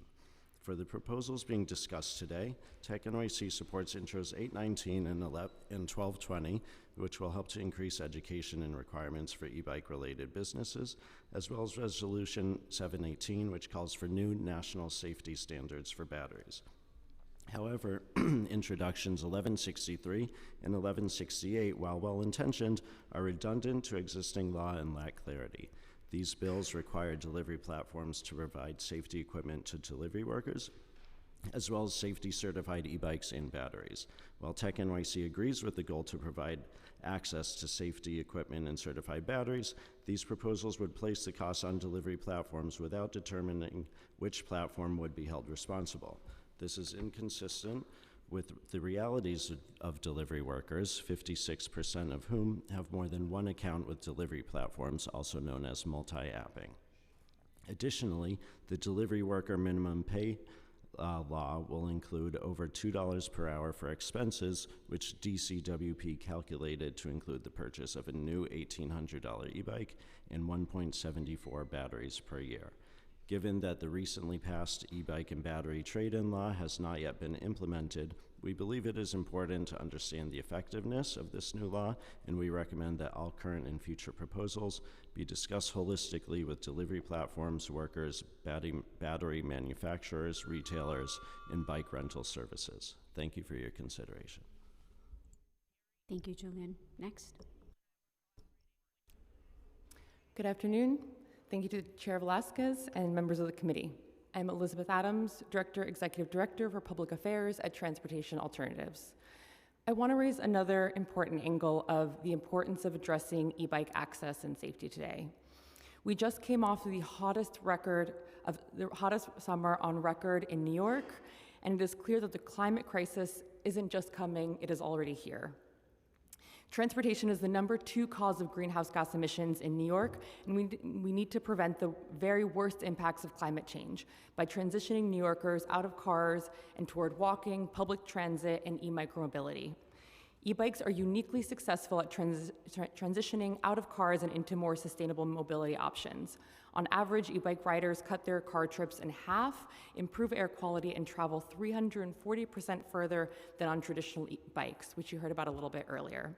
As we prepare for the onset of congestion pricing, this is the exact type of mobility planning our city must be embracing.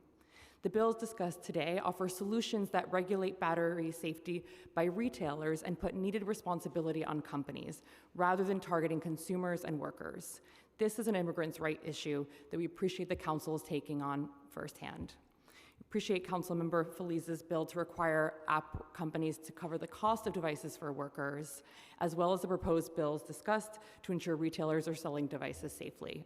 I also want to note that one of the most important needs right now when it comes to safe battery charging and safe storage is the need to create citywide public battery charging and bike parking today. We need to make it easier for people to safely choose e-bikes and e-micromobility devices, not harder. Yet because of a lack of support and resources, we're seeing attempts to actually ban even UL-certified e-bikes in our city.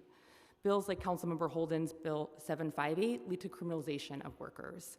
It is important that we do not let the urgency of this moment outpace smart policy. Without new e-bike infrastructure and accessible, affordable batteries, we will also see a shift to gas-powered mopeds, which are faster, heavier, pollute our air, and are bike lanes when they shouldn't be. Mopeds and motorcycles are not how we achieve a sustainable future.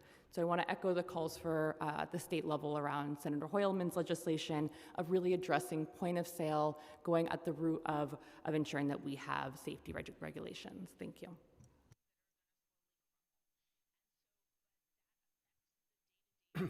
Hi there, Chair Velasquez, members of the committee.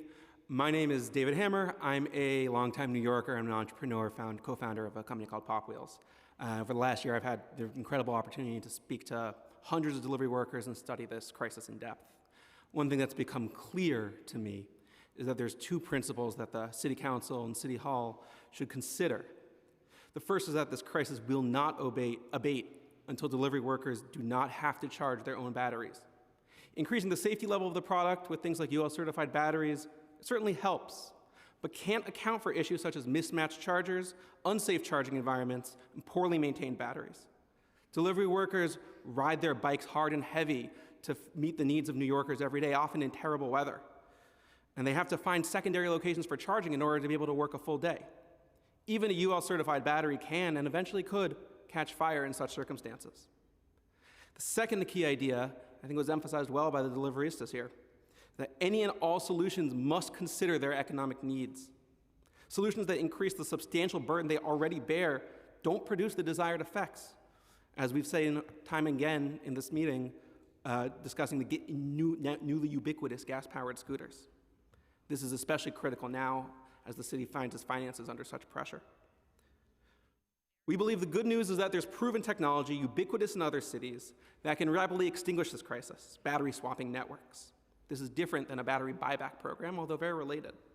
Instead of owning their own batteries, delivery workers subscribe to a service where they check out UL-certified batteries from a network of kiosks, which can be placed discreetly in out-of-the-way areas rather than high-traffic streets or plazas.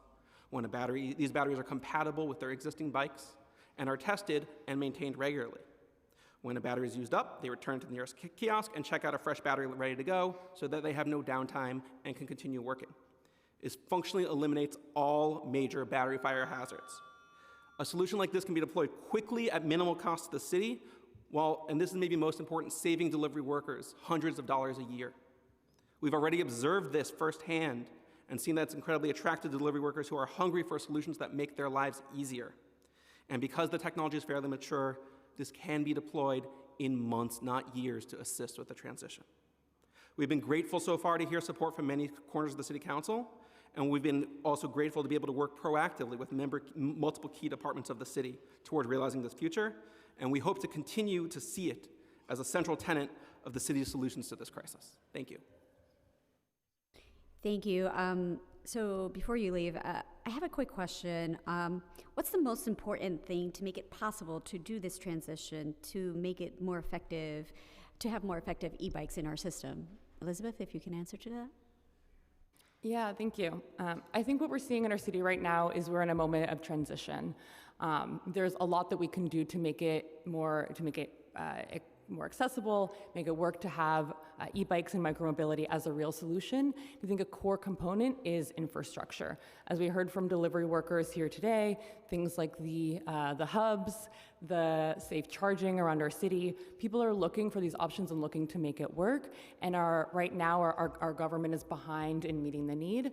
I think what we see is sorry, one other thing I want to say.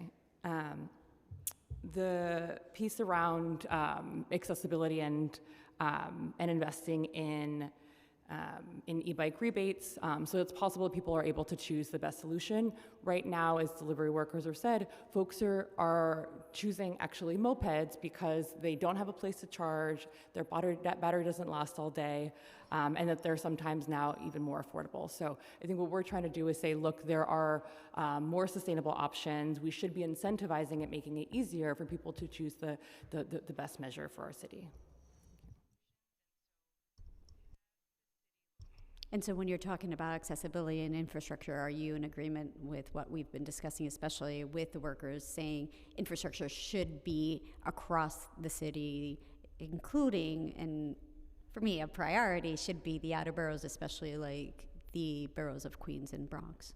Exactly, yeah. I mean, our streets are our workplace for a lot of New Yorkers, and I think that is critical for us to be thinking about how we make our streets as a workplace really work for people. So that means things like hubs, that means thinking about how we're designing our streets to really take care of everyone, that are safe. You know, we are right now, unfortunately, in our highest rate when it comes to people being killed in our streets while riding a bike. And we disproportionately see folks in outer boroughs being hit on streets that have not been invested in, that have not been protected, that are not safe. And oftentimes those are folks who are working on our streets, right? Because you don't get to pick the nice greenway or decide to take one route or the other, right?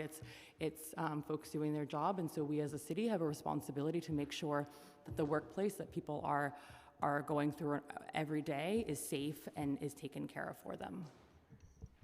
So Julian, just to ask you a couple of questions, in your testimony, you had said that there's a lot of redundancy in these bills that we are discussing today. And so how would you actually like to see a more effective legislation? And certainly when we're talking about priorities and even funding some programs, where would you think it would be best to not only empower our delivery workers, but also to make it easier on the third-party apps so we're not charging them double, triple costs and being just more efficient on both ways?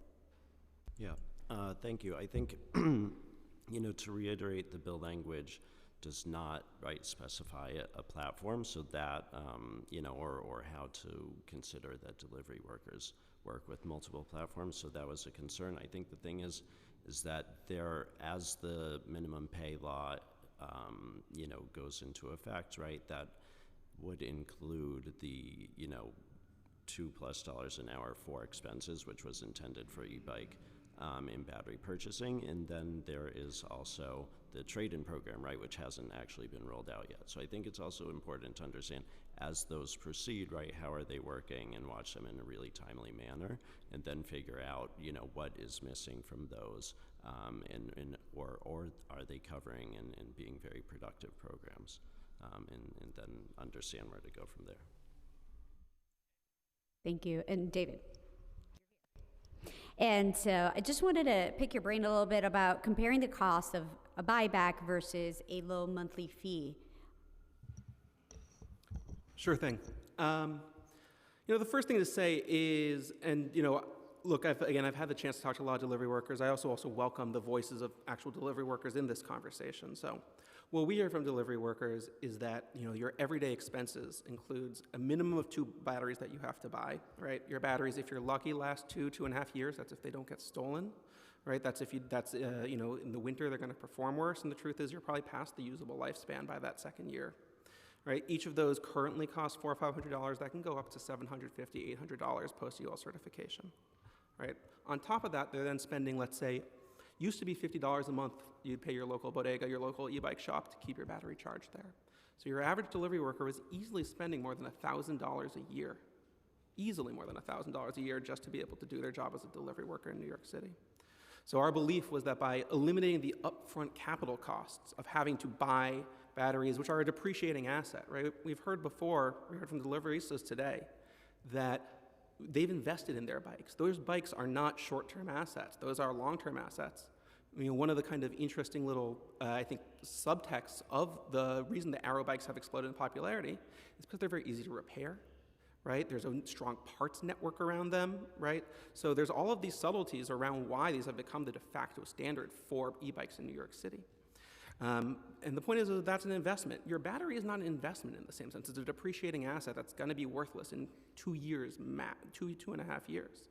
So moving to a service fee model that actually net can save them $500, $600, $700 because you don't have to pay that $50, used to be $50, now it's up to $75 to find an e-bike shop that'll keep your battery charged and be able to eliminate your capital costs feels like a much stronger solution. That's why we're very excited about it.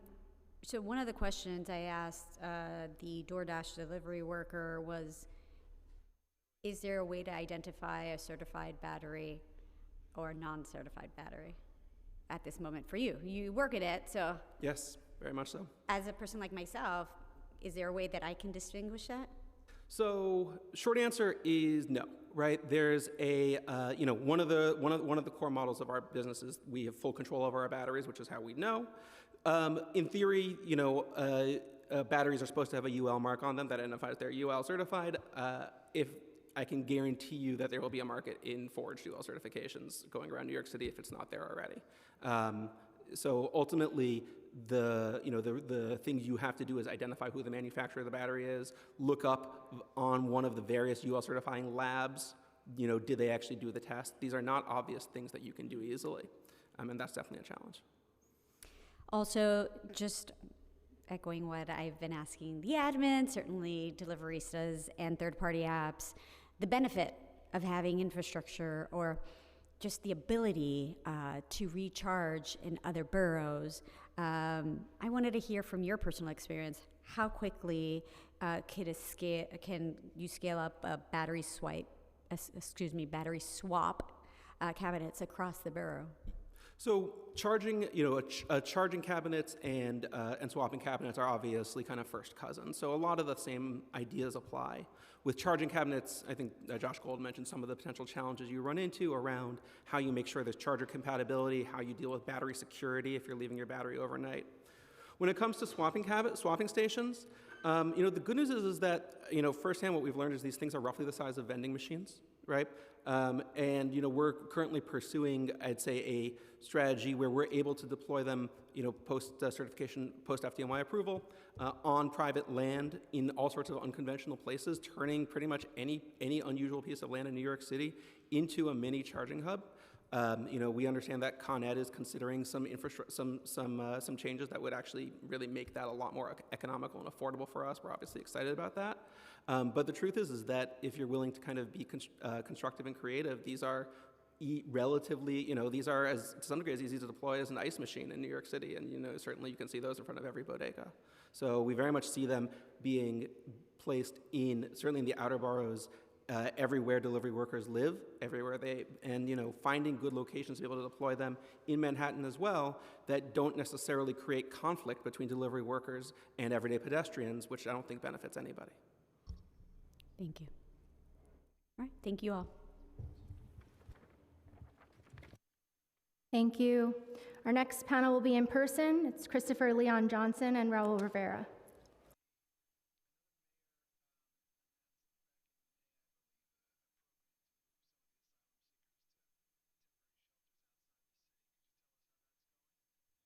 Thank you, panelists. Just a reminder, the public testimony will be 2 minutes, and please remain on topic.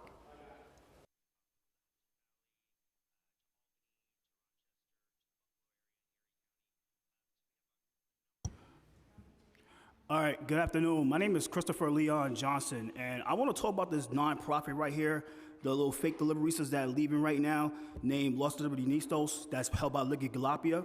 Now, the issue I have is they're not being transparent about what they're trying to push with you guys. Now, they're funded through a third party, like another nonprofit that's based in, Boston, Massachusetts. And the issue I have is they're pushing for these, they acting like they fighting for the delivery drivers with these so-called e-bike regulations and stuff like that, but they're not. Because if they were, it's just, a lot of things with them, it's just not adding up. The leader herself, she's shady. She's worked under Transalt. She's the Latino bucket carrier for Transalt, and that's all she is. Nothing but the token for Transalt, the token Latino organization for Transalt. That's all she is. And the thing is, she's not saying that we need to push for Intro 758 that's held by Bob Holden. You know why she's not doing that? It's because she know that with that BS minimum wage law that she's pushing in our face, and if this happens with the Intro 758, she's gonna fall on that sword, and she knows she's gonna fall on that sword.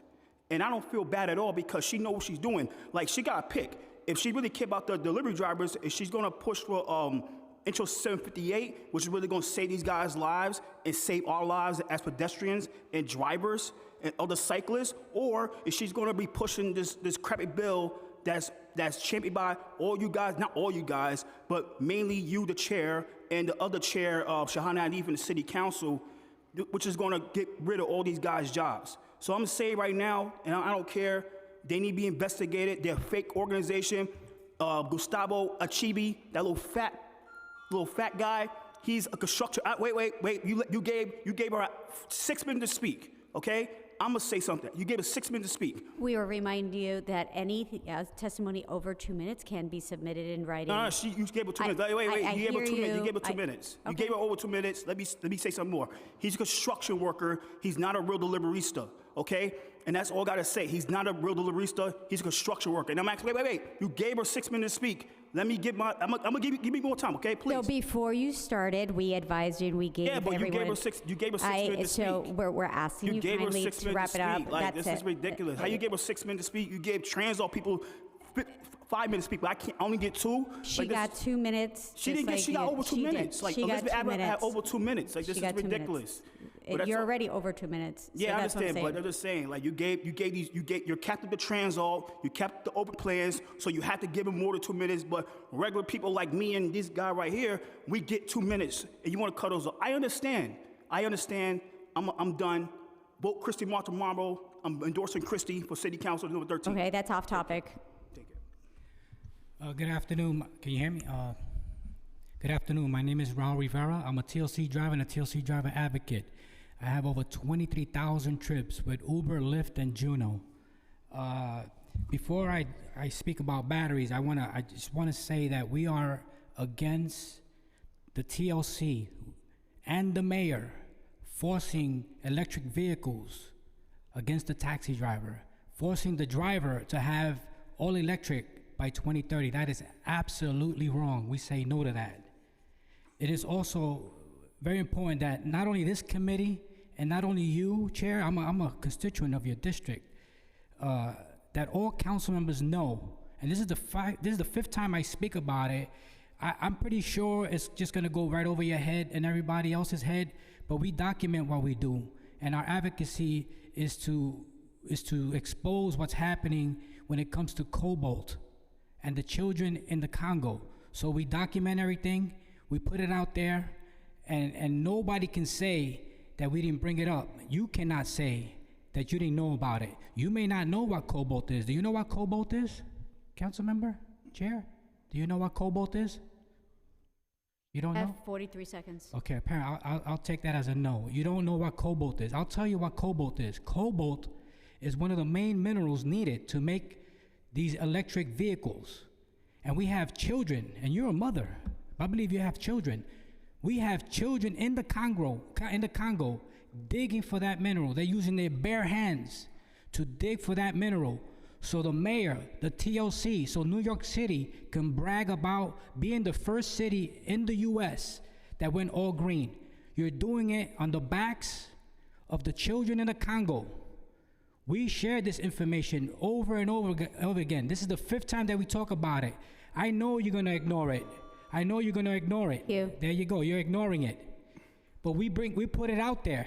Your 2 the minutes are up. children of the Congo and your legacy, the legacy of all the council members, the exploitation of children. Don't forget that. Thank you. Our next panel will be a Zoom panel. We're starting with Melinda Hanson, followed by Eric McClure, followed by Adam Roberts, followed by Sarah Lind.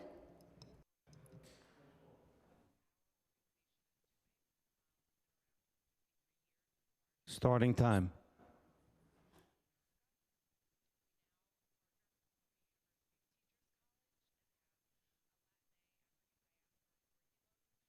Melinda Hanson, you may begin your testimony now.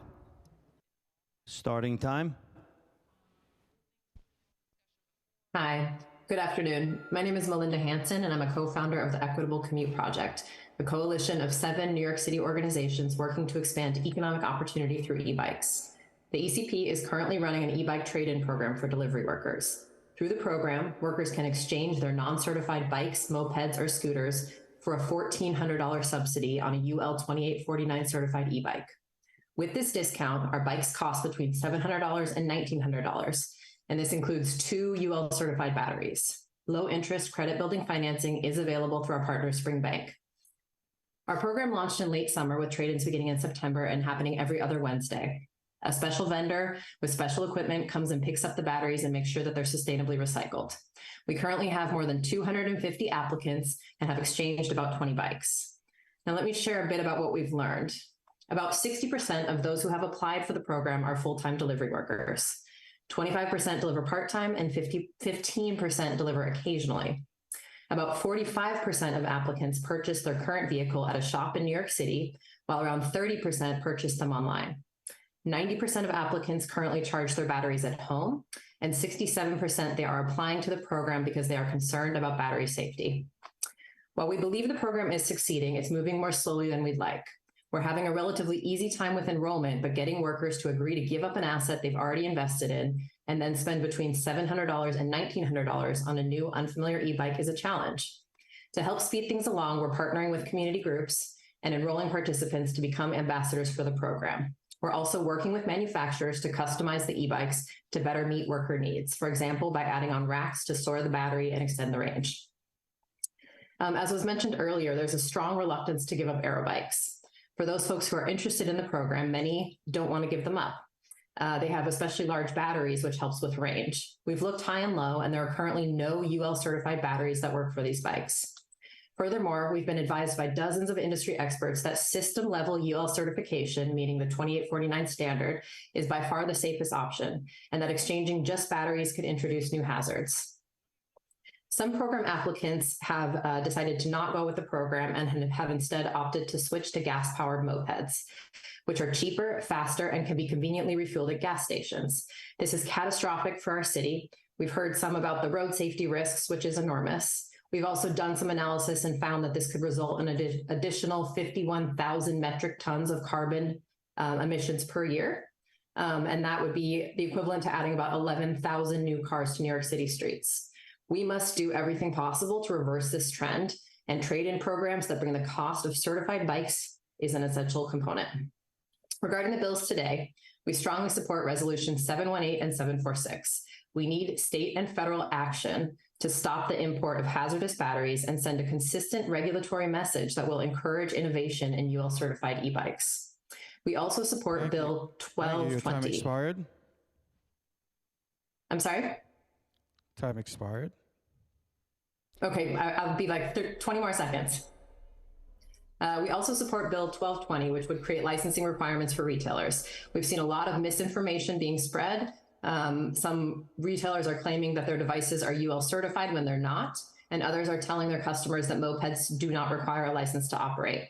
More must be done to rein this in. Finally, we support Bill 822, which would create a safety certification program for mechanics. The micromobility industry is expected to be a $440 billion with a B market by 2030, and New York is poised to be a leader. In addition to creating the certification, the city should embrace and fund e-bike technician training as part of its broader workforce development initiatives. I will stop there. Thank you so much, and you could submit the rest of your statement via email to testimony@council.nyc.gov. Thank you so much for coming.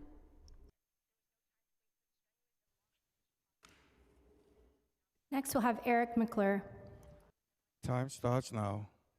Thank you, Chair Velasquez, Councilmember Feliz, for the opportunity to testify. My name is Eric McClure. I am the Executive Director of Streets PAC. E-bikes and electric scooters are powering a micro-mobility revolution. Sales of such devices skyrocketed at the start of the pandemic and are expected to double again in just the next 5 years. Half the trips made by any mode in New York City are under 3 miles, and many could be made easily on e-bikes. Their ability to extend range and to assist in climbing a bridge or a hill is key to their soaring popularity among commuters, working cyclists, the elderly, and people of limited mobility. E-bikes were also central to the city's booming food delivery system, which kept the restaurant industry alive during the pandemic and has not subsided. At the same time, the city is facing a tremendous safety challenge due to the proliferation of substandard lithium-ion batteries, which have caused many fires, resulting tragically in numerous fatalities. It's essential to prevent unsafe batteries from ever entering circulation, and that we work to remove dangerous batteries that are in use as rapidly as possible. Secure battery storage and charging infrastructure solutions exist, and the city should be investing in developing a robust network of such facilities, including the rapid build-out of promised Deliverista hubs. It's also important to note that safe UL-certified lithium-ion batteries are more expensive than substandard or reconditioned batteries, and that cost differential drives their use by delivery workers. We urge the council to push City Hall to ensure robust funding for Local Law 131, passed last month, which creates a low-cost or no-cost battery exchange program to provide safe batteries and powered mobility devices. Getting this right is essential, as many delivery workers are switching to gas-powered mopeds, many of which are not street legal, due to fears about battery safety and the lack of adequate charging infrastructure. Gas-powered mopeds are dirtier and noisier, and in most cases faster than e-bikes, and it's critical that the city work to reverse their growing adoption and make it easy, safe, and affordable for delivery workers to acquire and use e-bikes. As to the legislation under consideration today, we largely support all of it. We will submit detailed testimony with our positions on each individual bill. For Intro 1220, we have not taken a position. We think more information is needed as to exactly how a licensing system should work. We do support both resolutions and especially the need for the federal government to pass the Setting Consumer Standards for Lithium-Ion Batteries Act to help prevent the flow of substandard devices into the country and into New York City. And lastly, we, on Intro 1168 and 1163, we strongly support the creation of a fund. It's something that could be modeled on the Black Car Fund, an equivalent type of setup for deliveristas funded by the app companies and a delivery surcharge. We think that's absolutely necessary and a way to help make the entire infrastructure and ecosystem more sustainable. Thank you. Thank you. I have a quick question. What do you see as the biggest obstacle in ensuring all residents have UL certified devices? I'm hardly an expert on batteries. I do think the differential is a real major concern for deliveries. And you heard testimony today about the costs and the difficulty of obtaining UL certified batteries as things stand now. So I don't have a simple answer to that, but I do think that a city program that would subsidize the purchase of UL certified batteries and devices that are based on UL certified batteries would certainly help tremendously. I believe Councilmember Feliz has a question for you. Yep, thank you so much for your testimony. So you mentioned a few terms, including surcharge and also Black Car Fund. So just curious, what are ideas that you have in terms of how we could make something like that work in this context? Well, I mean, there's not a direct and complete correlation to the Black Car Fund. I think that's more of a insurance and benefits program for livery car drivers. But I think it's a model that would help tremendously with the delivery infrastructure and ecosystem in New York City. Whether it's the app companies that testified earlier certainly seem to be open-minded about paying into a fund. I do think a small surcharge on all deliveries to consumers would contribute to that fund and contrary to what the gentleman from DoorDash said, I don't think would have a tremendous impact on the number of orders being placed and deliveries being made. So I think that kind of structure, which could be further subsidized by the city to help provide for the delivery workers, is certainly something that's highly doable. Cool. Thank you. Thank you. Next, we'll hear from Adam Roberts. Time starts now. Thank you for holding this hearing today. I'm Adam Roberts, Policy Director for the Community Housing Improvement Program, also known as CHIP. We represent New York's housing providers, including apartment building owners and managers. We are here to testify in support of stronger e-bike regulations, particularly regarding lithium batteries. Lithium batteries are an increasing safety risk for tenants and apartment building workers. The fires they cause are often deadly and leave survivors homeless. As we've seen, these fires most directly harm tenants and workers in affordable housing, including rent-stabilized housing. Last week, an e-bike fire in Bushwick left 5 tenants, 2 of whom were children, seriously injured. These fires are also detrimental to the continued operation of the buildings themselves, depleting funds for maintenance and sending insurance rates skyrocketing. This comes at a time in which banks refuse to provide loans to buildings with rent-stabilized apartments, and insurers charge exorbitant rates. Currently, the law places little responsibility on those using or distributing unsafe batteries, as well as the companies that benefit from e-bike deliveries. DEP and FDNY have increasingly put the onus on housing providers to remove these batteries, issuing substantial fines and requiring removal at their expense. Yet housing providers and their workers do not have a legal right to enter occupied apartments and seize these batteries without permission or court order. None of these bills directly address the major safety risk this situation poses. Until liability for unsafe conditions is assigned to the businesses and individuals who are using lithium batteries, e-bike fires will continue to spread. Similar to legal short-term rentals, until enforcement targets those conducting illegal and unsafe business in apartments, those activities will continue. Legislation must be introduced to close this loophole. Until lithium batteries are regulated and enforcement is properly targeted, e-bike fires will continue to grow in number and the dangers to tenants and workers will continue. We welcome the opportunity to work with the council on drafting legislation that will address the lack of regulation and enforcement. Again, thank you.